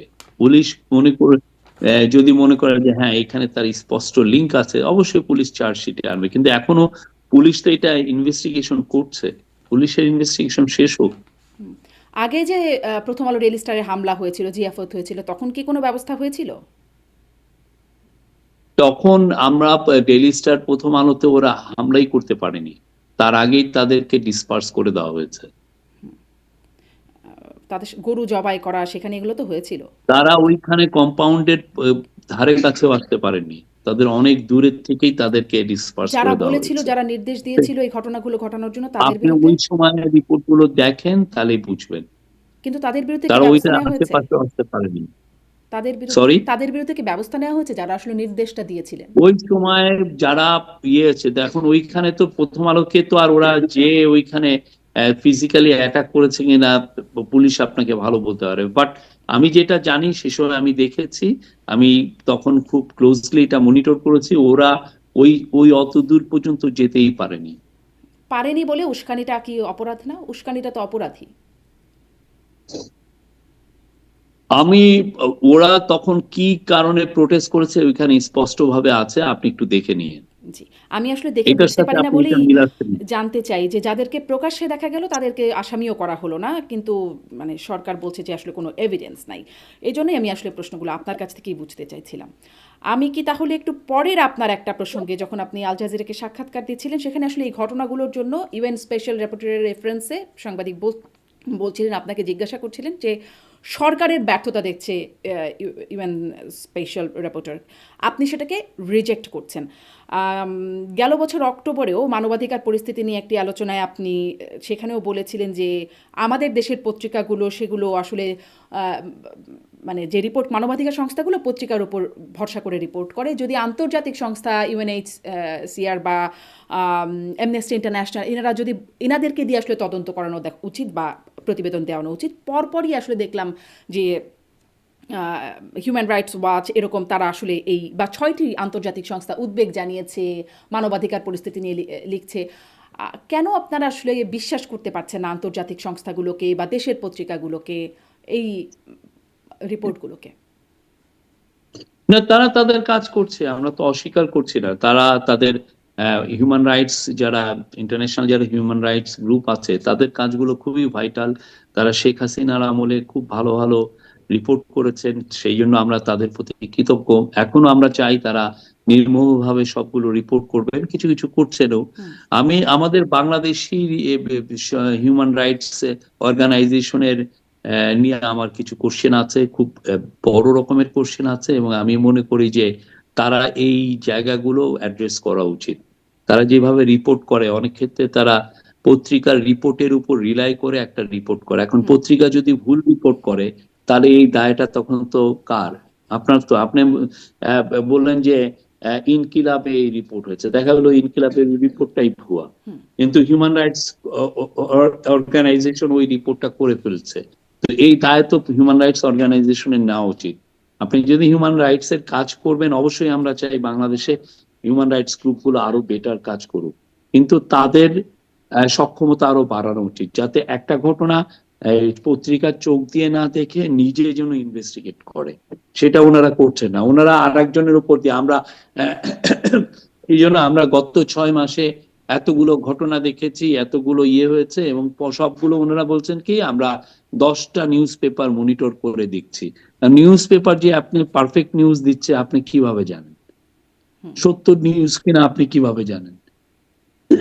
জি, ঠিক না? তাহলে তো আন্তর্জাতিক আপনি, সংস্থাগুলো যেমন ইউএন স্পেশাল রিপোর্টার সেটাকেও তো আপনি রিজেক্ট করছেন। আমরা কাউকে রিজেক্ট করছি? ওইটাকে আমি রিজেক্ট করব কেন? আমাদের রিজেক্ট করার কিছু, কিন্তু কিছু কিছু জায়গায় যেগুলো তারা বলেন, সেই জায়গায় অবশ্যই গভর্নমেন্টের তার অবস্থানই ক্লিয়ার করা দরকার আছে, সেটা তো আমরা বলছি। আর আপনি স্পেসিফিক যদি বলতেন, তাহলে আমি আপনার উত্তরটা দিতে ওই যে মানে পারবো আল কোথায় ওনারা জাজিরায় যেটা বলেছেন। বলছিলেন আপনি, আমি আসলে সেটার কথা প্রথমে ধরি, তাহলে সেটাই আগে একটু শুনি যে মানে এই প্রথম আলো ডেইলি স্টারের ঘটনায় সরকারের ব্যর্থতা দেখছে, সরকারের ইম্পিউনিটি দেওয়ার কারণেই এগুলো ঘটছে, এটি সরকারের ব্যর্থতার কথা সেই রিপোর্টে বলছে, এবং সেটি যখন সাংবাদিক মেনশন করছিলেন আপনি সেটিকে রিজেক্ট করেছেন, বলছেন আপনারা 17 মাস ধরে সরকারে আছেন, আপনাদের কাছেও তো তথ্য আছে। না, ইম্পিউনিটি তো দেওয়ার প্রশ্নই উঠে না। আপনি এই জায়গাটা যদি বলেন, অবশ্যই আমরা এটা রিজেক্ট করি। গভর্নমেন্ট ইম্পিউনিটি দিবে কেন? আর গভর্নমেন্ট কি কোনো ল অ্যান্ড অর্ডার সিচুয়েশন কি কন্ট্রোল করছে না? যথেষ্ট ভালোভাবে করছে। আপনি যদি তারপরেও তো একটা জি প্লিজ। ক্রাইমের স্ট্যাটিস্টিক্স দেখেন, এই গত বছরে যা নাম্বার অফ মার্ডার্স, তার আগের বছরে অলমোস্ট সিমিলার। আপনি কি তাহলে কি এটা কি doesn't it reflect that law and order situation has stabilize? তো এখন আপনারা, যেটা হচ্ছে যে কিছু কিছু পত্রিকা একটা মার্ডার দেখলেই মনে করে দেশে আর ল অ্যান্ড পত্রিকার অর্ডার কথাগুলো না সিচুয়েশন। হয় বাদই দিলাম, কিন্তু এই যে আন্তর্জাতিক সংস্থাগুলো ধরেন হিউম্যান রাইটস ওয়াচ সহ 6টি আন্তর্জাতিক সংস্থা, তারাও তো বলল, ডক্টর ইউনুসকে চিঠি দিয়েছে যে মানে মানবাধিকার পরিস্থিতিতে উদ্বেগ জানিয়ে এবং কি কি করণীয় সেই বিষয়ে একটা সুপারিশ দিয়ে। এগুলো ওনাদের রুটিন জব, ওনারা এই কাজগুলো করেন প্রায় প্রত্যেকটা দেশে। আপনি যদি মায়ানমার নিয়ে সার্চ দেন, দেখবেন যে মায়ানমারেও ওনারা প্রচুর এগুলো রিপোর্ট দেয়। এটা রুটিন জব, আমি এটার মধ্যে এমন কোনো মানে এগুলো কিছু সত্ত্বেও দেখছি না। আপনি বলবেন যে মানবাধিকার পরিস্থিতি নিয়ে আসলে মানে ভালো? আমি বলবো যে গিভেন দ্য সিচুয়েশন খুবই ভালো। জি, এইগুলোকে আমরা একটা পোস্ট, আপনাকে বুঝতে হবে যে আমরা একটা পোস্ট রেভলিউশন সময়ে এসেছি। অন্যান্য দেশে এই সময় অনেক ক্যাওটিক হয়, অনেক ভায়োলেন্স হয়। সেই অনুযায়ী আমি বলবো যে বাংলাদেশের যে সিচুয়েশন ইজ গুড। এটাও কি বাংলাদেশে এবং পিস অ্যান্ড স্ট্যাবিলিটি ফিরে এসছে দেশে। একটা আপনি দেখেন ফরেন ডাইরেক্ট ইনভেস্টমেন্ট দেখেন, গত বছরের প্রথম 9 মাসে 80% গ্রোথ হয়েছে, 80% গ্রোথ হয়েছে। এটা কি এমনি হয়ে গেছে? ল অ্যান্ড অর্ডার সিচুয়েশন ভালো না হলে যারা এগুলো বলছেন তাদের গভর্নমেন্টকে, যারা এক ধরনের একটা আল্টোরিয়ার এজেন্ডা নিয়ে গভর্নমেন্টের বিরুদ্ধে তারা, এবং তাদের আমরা আগে অনেক সময় দেখেছি তাদের রোলগুলো কি কি ছিল, বিশেষ করে পত্রিকাগুলো। এই কথাটা একদম মনে হচ্ছে যে মানে আমাকে মাফ করবেন, কিন্তু এইরকমই শুনতাম যখন আওয়ামী লীগ সরকার ক্ষমতায় থাকতো এবং আন্তর্জাতিক সংস্থাগুলো রিপোর্ট আসলেই আহ, তারা মানে এরকম একটা রিপ্লাই করতো। রিপ্লাইগুলোর কিন্তু আমরা সিমিলারিটি কি কি গুম আপনি করে পাচ্ছেন? আপনি আওয়ামী লীগের সাথে আমাদের তুলনা আনেন কি তুলনা কিভাবে? আনছি না, আমরা কিন্তু কি তুলনা আনছি আমরা না। কি গুম আমি করেছি? আমি আমরা শুধুমাত্র কি এক্সট্রা নাটক সাজিয়ে এক্সট্রা জুডিশিয়াল মার্ডার করছি? আমরা কি ইয়ে করছি নাকি, কার ব্যাংক লুট করে নিয়ে যাচ্ছি নাকি? তা আপনি আওয়ামী লীগের সাথে এই গভর্নমেন্টের তুলনা না, কিভাবে আওয়ামী করেন? লীগের সাথে গভর্নমেন্টের তুলনা করছি না, আমি আসলে তুলনা করছি বক্তব্যের, যে যেই রকম ভাবে আন্তর্জাতিক সংস্থাগুলো তা রিপোর্টকে অবশ্যই রিজেক্ট করতো, আপনার এখনো বক্তব্যে দেখছি এভাবে রিজেক্ট আপনাকে আমি হচ্ছে। একটা উদাহরণ দেই, আপনি জানবেন। আপনি তো নিজে জার্নালিস্ট ছিলেন। বাংলাদেশে যারা মফস্বলের সাংবাদিক আছেন তাদের অ্যাটলিস্ট 5-6টা পরিচয় থাকে। উনি একাধারে সাংবাদিক, উনি একা থাকে স্কুলের টিচার, অনেক ক্ষেত্রে বিজনেসম্যান, অনেক ক্ষেত্রে স্পোর্টস অর্গানাইজার, অনেক ক্ষেত্রে উনি মাল্টিপল টাস্কিং এ উনি ইনভলভ। তো তখন একটা জার্নালিস্ট যখন হ্যারেস হয় মফস্বলে, তখন আমাদের এই যে হিউম্যান রাইটস এর গ্রুপগুলো বলে যে বাংলাদেশে এই গত 6 মাসে 496 জন জার্নালিস্ট হ্যারেস হয়েছে। হুম। এখন কথা হচ্ছে যে এই যে 496 জন আপনি হ্যারেস হয়েছেন, আপনি বললেন, আপনি কি এই পুরোটা ওই যে জার্নালিস্টের কথা আপনি বলছেন, যে ধরেন মাগুরার একজন জার্নালিস্ট হ্যারেস হয়েছে, উনি কি তার জার্নালিজমের কারণে হ্যারেস হয়েছে, নাকি আপনি সে হ্যারেস হয়েছে তার বিজনেসের কারণে, নাকি তার অবৈধ কোনো সম্পর্কের কারণে এটা হয়েছে? তো এই জিনিসগুলো তো ইয়েদের হিউম্যান রাইটস গ্রুপগুলো আনেন না। হুম। আপনি গ্রামে যদি যান, আপনি যদি প্রত্যেকটা ইয়েতে, ফলে হয় কি ওনারা সমষ্টিগত রিপোর্ট করেন এবং তখন এটা একটা লব সাইডের খুব বাজে একটা রিপোর্ট হয়। আপনার অদক্ষতার শিকার হচ্ছে দেশের ইমেজ, আপনার অদক্ষতার কারণে দেশের ইমেজ ক্ষতিগ্রস্ত হচ্ছে। আমি আপনাকে আহ্বান করি এই হিউম্যান রাইটস গ্রুপকে আপনারা আরো বেশি ইনভেস্টমেন্ট করেন, আপনারা আরো লোক নেন, নিয়ে আপনারা ইনভেস্টিগেট করে দেখেন যে ঘটনাটা কি। একটা সাংবাদিক যে আপনি ডেইলি স্টারে একটা রিপোর্ট এসেছিল সেই ইয়ের থেকে, আপনাকে একটা উদাহরণ দেই। দিনাজপুরে এক সাংবাদিক, এক হিন্দু ব্যক্তি মারা গেলেন। উনি মারা যাওয়ার পরে এটা একটা নর্মাল ডেট ছিল, ভিসেরা রিপোর্ট এগুলো, কিন্তু ডেইলি স্টার এটাকে রিপোর্ট করলো যে তাকে পিটিয়ে মেরে ফেলা হচ্ছে, অথচ তার পুরো গায়ে টায়ে কোথাও কোনো একটাও মানে ইয়ের চিহ্ন নাই, আঘাতের কোনো চিহ্ন নাই। ওইটাই দিয়েছে। আমরা তো তখন প্রোটেস্ট করলাম যে দেখেন এটা তো ঠিক না, আপনারা আবার দেখেন। তো পরে ওনারা গিয়ে দেখলেন যে না, আসলে কোনো ধরনের কোনো তার কোনো রিপোর্টে বলছে না যে এখানে উনি হচ্ছে, এবং ওনার বন্ধুরাও বলছে না। উনি একটা অপমৃত্যু না, এমনি ইয়ের মৃত্যু হয়েছে। তো এখন এই জিনিসগুলো পরে হিউম্যান রাইটস গ্রুপ যদি দেখেন, বা আপনি ডেইলি স্টারের এই রিপোর্টের কারণে আপনি ইন্ডিয়ান নিউ দিল্লি থেকে স্টেটমেন্ট দিয়ে দিয়েছে ওদের ফরেন মিনিস্ট্রি এই বিষয়ে, এই ওনার মৃত্যুকে নিয়ে। এখন দেখেন, আপনি যদি একটা ভুল করেন, অরিজিনাল ভুল করেন, সেটাকে কিভাবে রেপ্লিকেটেড হয়, সেটা কিভাবে অন্যান্যরা এটাকে পেয়ে বসে, এবং এইভাবে তখন আরো এই মিথ্যার একটা জাল বাড়াতেই থাকে, বাড়াতেই থাকে। জি। আমরা সবাইকে বলি আমরা পারফেক্ট কান্ট্রি না, কোন পৃথিবীর কোন দেশই পারফেক্ট কান্ট্রি না, বাট আমরা অ্যাটলিস্ট আপনাদের কাছ থেকে আশা করি যে আপনি একটা ভালো রিপোর্ট করবেন, যাতে এটার একটা সত্যটা সবার জন্য আসে, এরকম সত্য ভুল সবার জন্য নিশ্চয়ই, মঙ্গল, নিশ্চয়ই আমার রিপোর্টিংয়ে, জন্য, আপনার জন্য। নিশ্চয়ই রিপোর্টিংয়ে অনেক ভুল থাকেই, কিন্তু মানে সমষ্টিগতভাবে এতগুলো রিপোর্ট, দেশীয় আন্তর্জাতিক সবগুলো রিপোর্টেই একই রকম কথা যখন আসে, তখন সেটাকে কি রিজেক্ট করার মতো মানে বাস্তবতা থাকে? আমি বলবো যে আমরা আমাদের রেকর্ডস গুলো খুবই ট্রান্সপারেন্ট। আমরা আমরা আমি আমাদের গভর্নমেন্ট মুভ নিয়ে আমরা প্রতি মাসে পুলিশের প্রাইমারি স্ট্যাটিস্টিক্স দেখাচ্ছি, কোথায় কি হচ্ছে। আমাদের যদি ব্যর্থতা থাকে, আমরা ব্যর্থতার কথা স্বীকার করছি যে না, এখানে আমাদের ব্যর্থতা হয়েছে। আমরা ডেইলি স্টারের বিষয়ে আমরা বলেছি আমাদের গভর্নমেন্ট ইজ ডিপলি সরি, তার জানিয়েছে। তো আমরা এগুলো বিষয়ে আমাদের একদম ওপেননেস আছে। এই গভর্নমেন্ট ওপেননেসে বিশ্বাস করে। কিন্তু আপনারা সরি তারপর হন, দেখেন কিন্তু যে কোনো অনেকে ব্যবস্থা মানে আহ, ব্যবস্থা দেখার মতো সেই জায়গাটায় যাওয়া যায় না। ধরেন যখন 32 নম্বর ভেঙে ফেলা হলো, গুড়িয়ে ফেলা হলো, তখনও আপনারা সরি হয়েছিলেন, সরকার বিবৃতি দিয়েছিল এটা নিয়ে, যেটি মানে বেঠিক কাজ, সঠিক কাজ হয় না এটার জন্য। কিন্তু তারপরেও তাদের বিরুদ্ধে খুব ব্যবস্থার ব্যাপারটি দেখা যায় না, এই প্রথমবারের কথা বলছি। এখনও মানে প্রথম আলো ডেইলি স্টারের ক্ষেত্রে আপনারা আবারও সরি হচ্ছেন, কিন্তু মানে যাদেরকে উস্কানিদাতা হিসেবে দেখা ডেইলি স্টার, যাচ্ছে। প্রথম আলো এর আগে দুই একবার অ্যাটেম্প্ট হয়েছিল, প্রত্যেকটাই কিন্তু আমরা ঠেকিয়েছি। এটা যদি কেউ বলে যে না আমরা কিছুই করছি না, দ্যাট ইজ লাইফ। জি।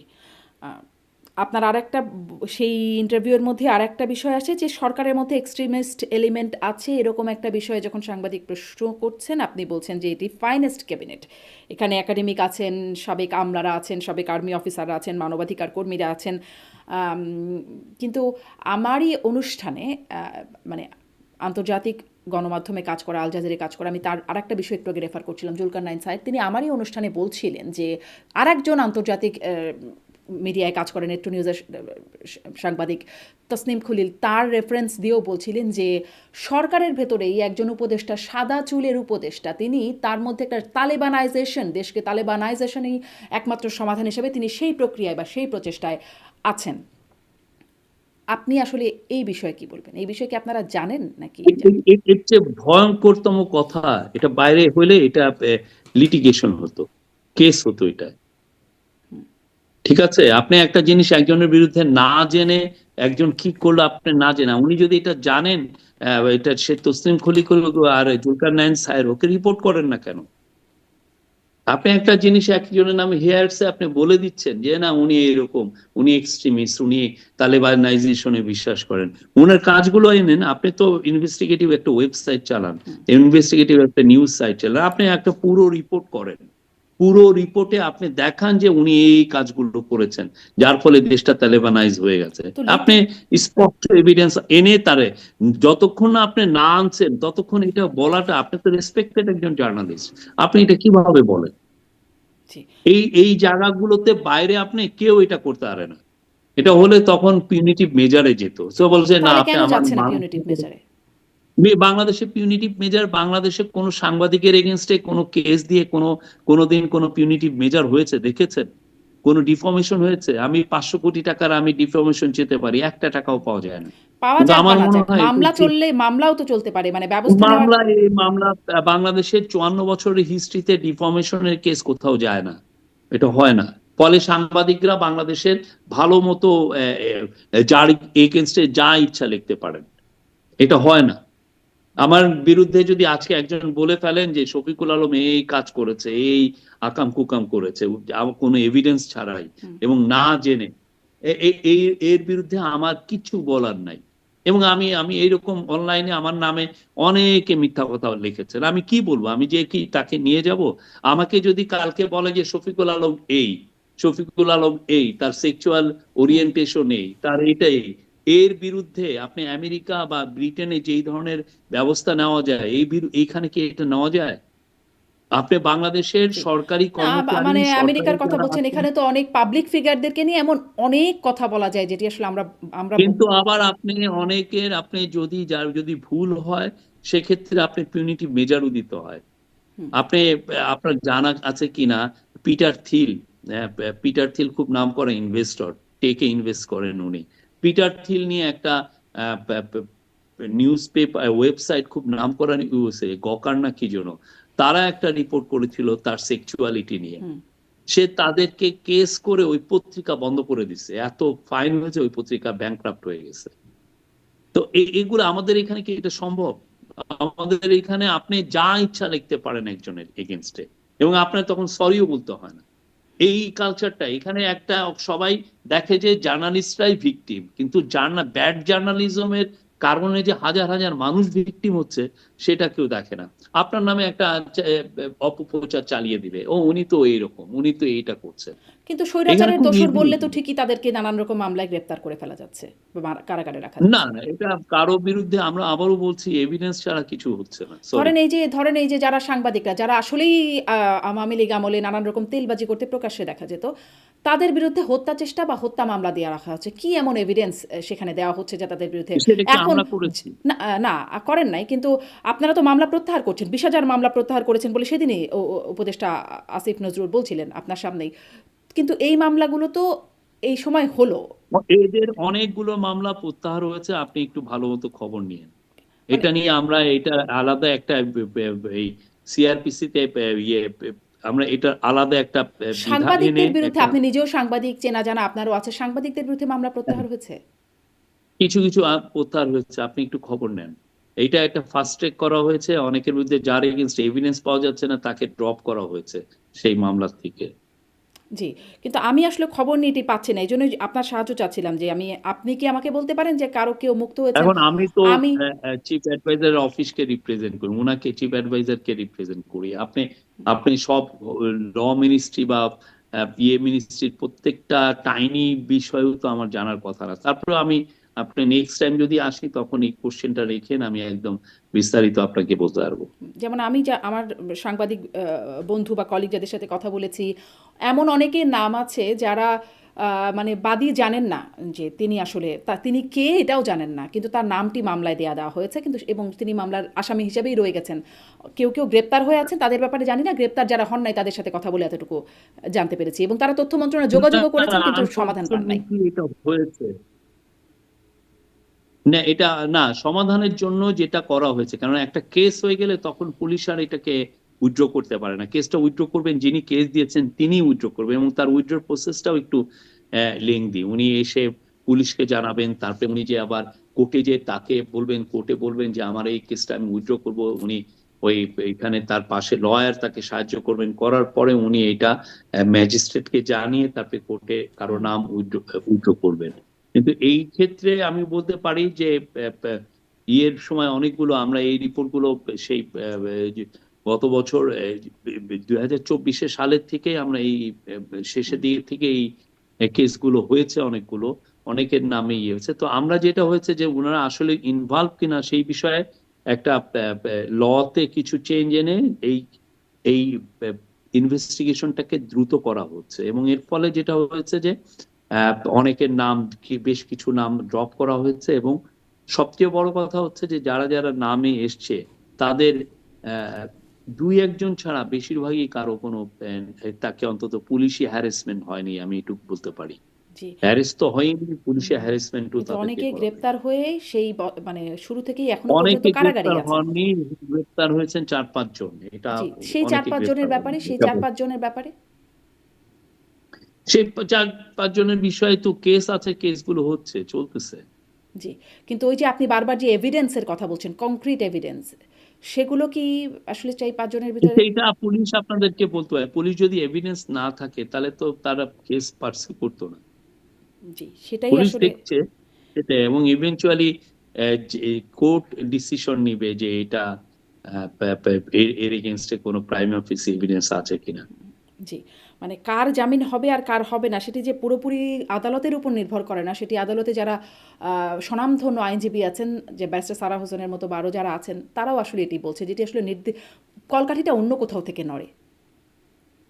আপনি আওয়ামী লীগের যারা অ্যারেস্ট হয়েছিলেন তাদের সাথে কথা বলেন, তারা বেশিরভাগই অনেকে হাজার হাজার তারা আবার ছাড়াও পেয়েছেন।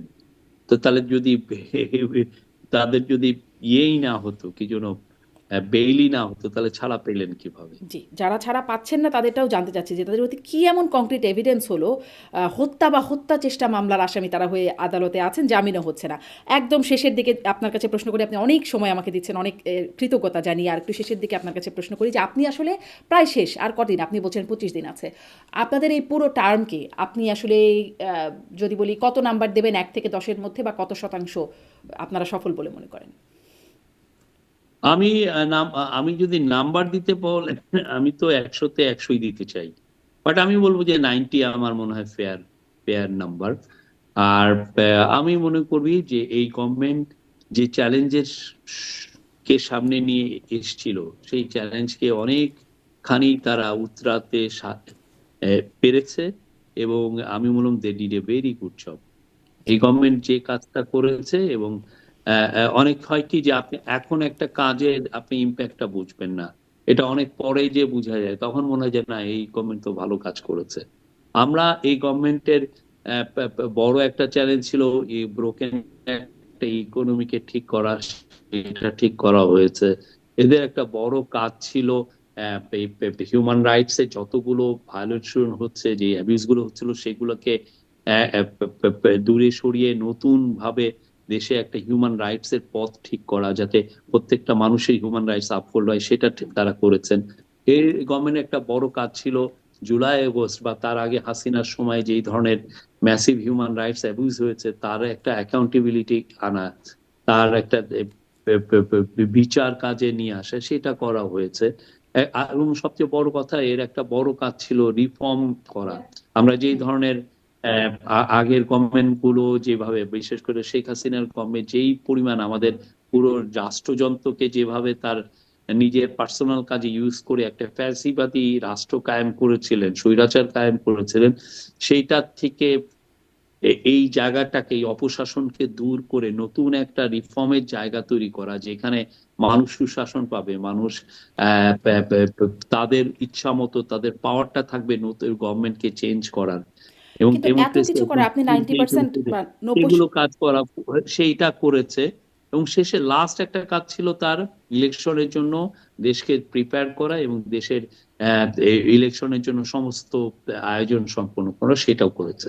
জি, যার কারণে আপনি 90% সফল বলে মনে করছেন। কিন্তু তারপরেও মানে আমরা তো মাননীয় প্রধান উপদেষ্টার কাছে শুনেছিলাম যে দেশে বিদেশে নজির সৃষ্টি করবে বাংলাদেশ, প্রেরণা যোগাবে বাংলাদেশ। কিন্তু নেপালের অন্তর্বর্তী সরকারের প্রধান তিনি বলছেন বাংলাদেশ হতে দিতে চায় না নেপালকে। যেখানে এমনকি সেই ফ্যাসিস্ট আমলেও, শেখ হাসিনার আমলেও বলছি, যে তখন ইমরান খানের সেই একটা খবর ডয়চে ভেলেতে এখনও দেখলাম, এটা খোঁজ করতে করতে দেখে ফেললাম, যে তখন ইমরান খান বলছিলেন যে পাকিস্তানকে সুইডেন বানাবেন। তখন উপস্থিত অতিথি বলছেন সুইডেন না, বাংলাদেশ বানিয়ে দেন, 5 না 10 বছর নেন, তবুও বাংলাদেশ বানিয়ে দেন, আপনাদের সারা জীবন ভক্ত থাকবো, এরকম কথা বলছেন। মানে তখনও এরকম কথা বলতেন, কিন্তু এখন নেপালের মতো দেশ তারা বলছে বাংলাদেশ হতে দিতে চায় না। আমি জানি না উনি কি ইনফরমেশনের বেসিসে এই কথা বলেছেন। উনি যদি ইন্ডিয়ান নিউজ পেপার নিয়মিত পড়ে থাকেন, হয়তোবা সেটা পড়ে থেকে উনি এই ধরনের কথা বলতে পারেন। বাট আমরা মনে করি আমাদের অবস্থা, হিউম্যান রাইটস অবস্থা খুব ভালো। এগুলো উনি ওনার ইভেন যিনি ফরেন মিনিস্টার এসেছিলেন, এসে আমাদের কি যেন, আমরা যে পোস্টাল ব্যালটের চালু করেছি, ওনারা বলছেন এটা খুব তারা নিবিড়ভাবে অবজারভেশন করছেন, তারা আরো প্রেস করে গেলেন।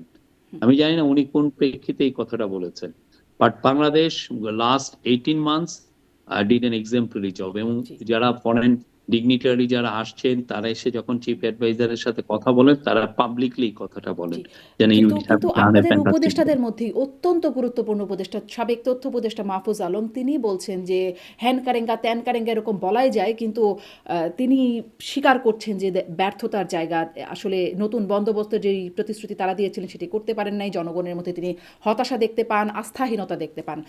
মানে গণ অভ্যুত্থানের মাস্টার মাইন্ড খ্যাত মানে সেই ব্যক্তি, অন্যতম গুরুত্বপূর্ণ, তিনি এরকম কথা বলছেন। না, আমি ওনার পুরো ইয়েটা পড়ি নাই, উনি কোন প্রেক্ষিতে এই কথাটা বলেছেন আমি জানি না।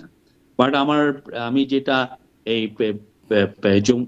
চিফ অ্যাডভাইজারের সাথে কাজ করে আমরা যেটা দেখছি, আর আমার আগে গভর্নমেন্ট, আমি জার্নালিজম করেছি 30 বছর, প্রত্যেকটা গভর্নমেন্টকে আমি 30 বছরের প্রত্যেকটা গভর্নমেন্টকে আমি কভার করেছি। আমি বলবো যে এরা যে এই গভর্নমেন্ট যে কাজটা করেছে, এবং যে চ্যালেঞ্জের মধ্যে এসে এই যে কাজগুলো করেছে, এইরকম অতুলনীয় কাজ। জি এটা খুবই টাফ একটা, আপনার ব্যুরোক্রেসি, একটা ব্রোকেন ব্যুরোক্রেসি। আপনার পুলিশের আপনার কোনো রকমের কোনো আস্থা ছিল না যখন আমরা আসি, তাদের কনফিডেন্সের অভাব ছিল। এবং আপনি বাংলাদেশের যে ইকোনমির যে করুণ দশায় রেখে গিয়েছিল, সেইখান থেকে এই দেশকে তুলে এনে এই একটা রেসপেক্টের জায়গায় আনা, পিস অ্যান্ড স্টেবিলিটি রেস্টোর করা। আপনি ধরেন জুলাই আগস্টের পরে যদি এক ধরনের হানাহানি হতো, এ ওকে মারছে, ও ওকে মারছে, সেটা তো হয় নাই। এ দেশে আমরা তো এক ধরনের পিস অ্যান্ড স্টেবিলিটি হয়েছে হচ্ছে। তো, কিছু মবের কিছু ঘটনা আইসোলেটেড অনেক ঘটেছে, মানে সেটা আনপ্রেসিডেন্টেড মবের ছিল। ঘটনা বাংলাদেশের হিস্টোরিক্যালি অনেক জায়গায় হয়েছে।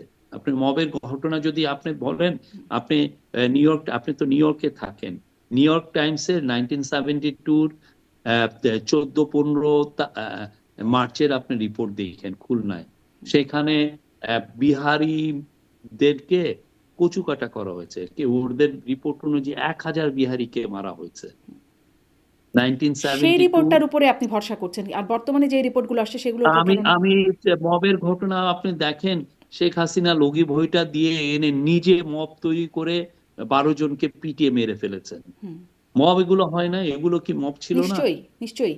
মানে তো এটি আসলে আমরা আমাদের সাধ্যাতিক চেষ্টা করেছি যাতে জি, মবকে কন্ট্রোল করা যায়, এবং অনেক ক্ষেত্রে আমরা সফল হয়েছি। হ্যাঁ, আবার অনেক ক্ষেত্রে অভিযোগ এরকম যে আপনারা পৃষ্ঠপোষকতা করেছেন। আপনি বলছিলেন আপনার জার্নালিজমের নো, অভিজ্ঞতা এবং কোনো সরকারের। এটা আবার আপনি, এটা অ্যাবসুলেট মিথ্যা কথা, কোনো পৃষ্ঠপোষকতা করা হয়নি। যারা এটা বলছেন তারা চিপ একটা ইয়ে কিছু ভিউ হুম, কামানোর জন্য এই সমস্ত কথা বলছেন। আচ্ছা।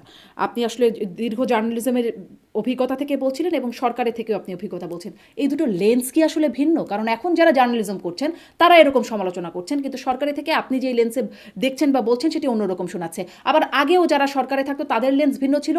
জার্নালিজম যারা করতেন বা যারা মানে মানবাধিকার সংস্থাগুলো তাদের লেন্সটা মনে হতো ভিন্ন।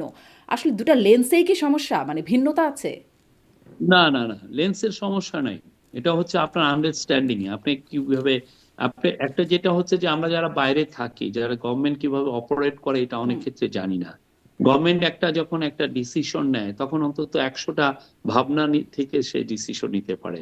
আপনি যখন আপনি ধরেন একটা আরবান সেকুলার প্রোগ্রেসিভ লিবারেল একটা মানুষ, আপনি তো আপনি গভর্নমেন্টকে যখন একটা জিনিস চাচ্ছেন, আপনি আপনার ওই আর্থসামাজিক অবস্থা থেকে আপনি গভর্নমেন্টে চাচ্ছেন, গভর্নমেন্ট এটা কেন করে না, এটা করা উচিত। কিন্তু গভর্নমেন্টকে আপনি তো সবসময় তো গভর্নমেন্ট ওই কাজটা করতে পারে না। এই জন্য পারে না, তো গভর্নমেন্টের পুরো সবার চিন্তাটা করতে হয়, সব ধরনের মানুষের কথা চিন্তা করতে হয়। ওই সব ধরনের মানুষের কথা চিন্তা করতে গেলে তখন 100টা চিন্তা তার মাথায় আসে, 100টা চিন্তার মাধ্যমে সে তখন বেস্ট পসিবল আউটকাম কি হবে সেটা চিন্তা করে, যেটা লিগালি ঠিক আছে, মানুষজনও হ্যাপি হবে এইটা। তখন ওইটা করতে গিয়ে দেওয়া হয় কি যে কিছু কিছু লোক তখন আনহ্যাপি হন, হ্যাঁ গভর্নমেন্ট এটা ঠিক করলো, এটা ঠিক করেনি, এই বিষয়টা। এখন আপনি যদি গভর্নমেন্টের কাজগুলো খুব নিবিড় ভাবে না পর্যবেক্ষণ করেন, সেক্ষেত্রে অনেক কিছু জানা যায় না। জি, আর এই গভর্নমেন্ট তো খুব ট্রান্সপারেন্ট ছিল অল থ্রু, এটা যে হাসিনার গভর্নমেন্টের ধারে কাছে না, তারা যা করেছে সবই গোপনে করেছে। এক উপরে দিয়ে বলছে যে হ্যাঁ আমরা অনেক ভালো কাজ করছি, সাংবাদিকরা মিথ্যা কথা বলে, ভিতরে ভিতরে তারা গুম করাচ্ছেন হাজার হাজার মানুষকে, ভিতরে ভিতরে তারা এক্সট্রা জুডিশিয়াল কিলিং করেছেন, ব্যাংকগুলোকে খালি করে দিয়েছেন। হুম, এখন এসে আমরা দেখছি যে নন পারফর্মিং লোন, হুম, আপনার টোটাল ডিফল্টের সংখ্যা পার্সেন্টেজ 36%, ওয়ার্ল্ডের one hmm, of the highest. এটা কে করেছে? হাসিনা করে গেছে। জি, তো এই মানে জিনিসগুলো তো তখন এগুলো আসতেই জি, দেয়নি। জি। তারা তাদের মতো মিনিমাম ট্রান্সপারেন্সি রাখে না। আর আমাদের ক্ষেত্রে আমরা বলবো 100% জি, জি। এটি ট্রান্সপারেন্সি। তো আসলে গণ অভ্যুত্থানের আগের অবস্থাটা যেরকম সেটি তো একটা নজিরবিহীন অবস্থা। কিন্তু সেটি বাদ দিয়েও যদি বলি বরাবরই আগের গভর্নমেন্টের কি ত্রুটি বিচ্যুতি ছিল সেটি পরের গভর্নমেন্ট আসলেই মানে সেটি বের হয়। ওই সময় সবাই তো খুব ভালোই দেখতে পান যে অবশ্যই আমরা মোস্ট ওয়েলকাম, এখনই হুম, করতে পারেন। আমরা কারো মুখ বন্ধ করছি না, কোনো জি, সাংবাদিককে বলছি না যে না আপনি এই রিপোর্টটা জি। করবেন না। কিন্তু সেটি আসলে মোস্ট বিশ্বাসযোগ্যতা ওয়েলকাম, আপনি পাবে এখনই কিনা করেন, বা আপনারা অ্যাকসেপ্ট আমাদের করবেন না নিয়ে রিজেক্ট করতে করবেন। পারেন, আমাদের গভর্নমেন্ট নিয়ে করতে পারেন, মোস্ট ওয়েলকাম। জি, কিন্তু তখন আবার অবশ্য অনুসন্ধান না। যাই হোক আমি এই প্রসঙ্গেই শেষ করি। অনেকক্ষণ কথা বলছি। একটা খুব হালকা বিষয় নিয়ে আপনার কাছ থেকে জানতে চাই শেষ করি যে আপনি অনেক আলোচিত এবং সমালোচনাও হয়। আপনি নিজেও বলছিলেন যে অনেক রকম কথা হয়। আপনাকে নিয়ে আপনি নিজে শুনেছেন সবচেয়ে প্রশংসা বা আপনার ভালো লেগেছে কোন বিষয়টা? আর আপনার কাছে কি মনে হয়েছে আপনি খুব খারাপ রকমের সমালোচনা কি শুনেছেন? আমি খারাপ সমালোচনা তো করবেই, পাবলিক অফিস যেই হোল্ড করে তাকে খারাপ সমালোচনা করবেই, দিস ইজ দ্য কেস। কিন্তু ভালো যেটা হচ্ছে যে আমি প্রচুর ট্রাভেল করি উইদিন বাংলাদেশে। তো এখানে গেলে আমি দেখেছি যে সবাই আমাকে অ্যাপ্রিসিয়েটই করেন, আসেন, কেউ সেলফি তুলেন, কেউ কথা বলেন, ভাই আপনার ওইটা ভালো লেগেছে, এই ধরনের কথা বলেন, খারাপ লাগে না। পাবলিক অ্যাপ্রিসিয়েশন তো খারাপ লাগার কথা না। আর খারাপ লাগার নাই, তেমন কিছু নাই। কেননা আমি যে জবটা করি, যে ধরনের কথা বলি, সেই কথা তো সবাইকে মুগ্ধ করবে না, হুম, সবাইকে তো সবার কানে খুব সুন্দর শোনাবে না।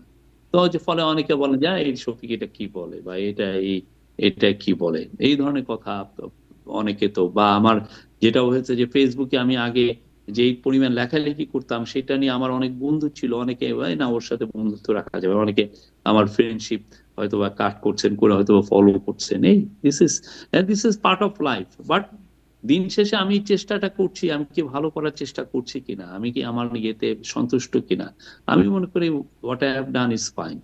উপদেষ্টা আসিফ নজরুল যেমন বলছেন যে তার আসলে দুঃখ লাগে, মানে সমালোচনা অনেক হয়, ভালো কাজ দেখে না, দুঃখ লাগে। তিনি বলছেন যে সাইবার বুলিংয়ের শিকার তিনি বুঝি সবচেয়ে বেশি হয়েছেন, তিনি এমনটি বলছেন।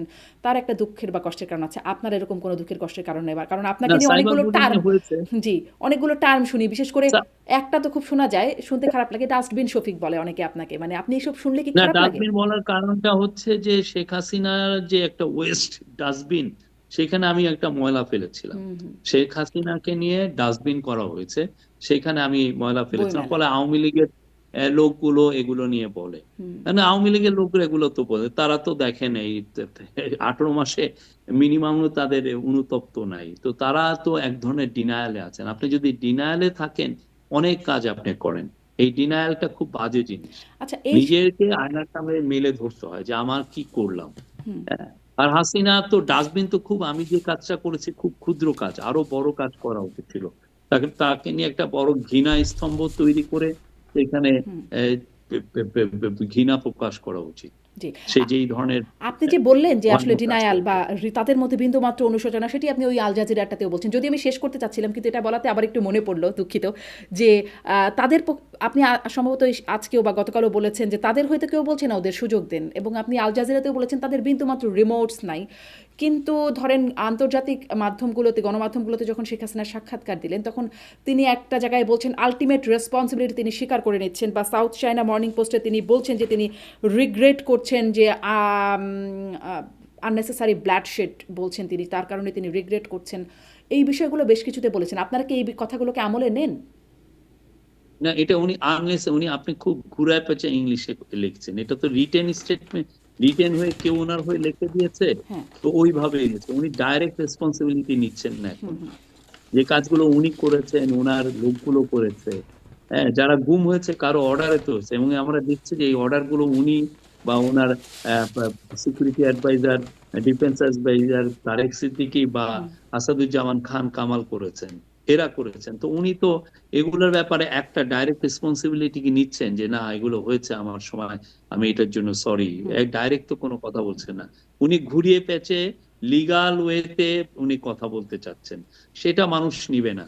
আপনি ভুল করলে সরাসরি বলেন আমি একদম ভুল যদি করেছি। সরি বলে তাহলে এবং আপনারা উনার নেবেন? পার্টির লিডাররা ইনভলভ ছিল, হুম, হুম, উনার পার্টির, আপনি যে আমি কালকে ব্রাহ্মণবাড়িয়াতে গিয়েছিলাম, ব্রাহ্মণবাড়িয়াতে উনার ওইখানে সবাই বলছে যে উনার পার্টির লিডাররা এসে খুনাখুনিতে ছিলেন। তো এগুলো তো সবাই বাংলাদেশের প্রত্যেকটা ডিস্ট্রিক্ট টাউনের এইটা এইটা গল্প। আপনি যদি এসে বাংলাদেশটা ঘুরেন, প্রত্যেকটা জায়গায় দেখবেন যে সবার কাছে একই গল্প।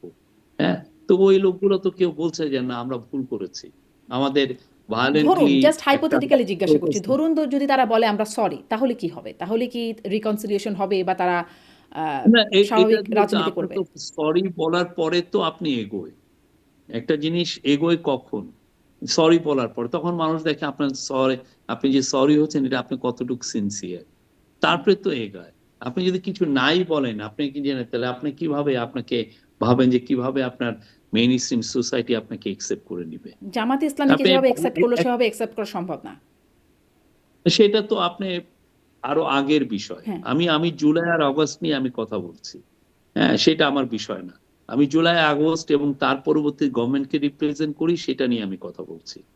আপনি সাউথ আফ্রিকায় দেখেন কি হয়েছে, ট্রুথ অ্যান্ড শুধুমাত্র রিকনসিলিয়েশন জুলাই হয়েছে। আগস্ট রিপ্রেজেন্ট করেন, মুক্তিযুদ্ধ রিপ্রেজেন্টেশন না এই সরকার? তাও আমি তো। অবশ্যই মুক্তিযুদ্ধের রিপ্রেজেন্ট করে, বাট এই গভর্নমেন্ট কিসের দ্বারা তৈরি হয়েছে? হুম, আপনি বলেন, এই অবশ্যই গভর্নমেন্ট কারা অভ্যুত্থানে। তৈরি করেছে? হ্যাঁ, জুলাই এটা অভ্যুত্থানে। এটা তো ওই অভ্যুত্থানের সরকার। আচ্ছা। অনেকটা স্পষ্ট হলো, আর যেগুলো স্পষ্ট হলো না সামনে আসলে হয়তো আপনাদের সাথে কথা বলে আরও স্পষ্ট হবার সুযোগ হবে। অনেক ধন্যবাদ জনাব শফিকুল আলম, অনেক সময় আপনার কাছ থ্যাংক থেকে ইউ, পেলাম। অনেক ধন্যবাদ। Thank you very much. ধন্যবাদ দর্শক এতক্ষণ সাথে থাকবার জন্য।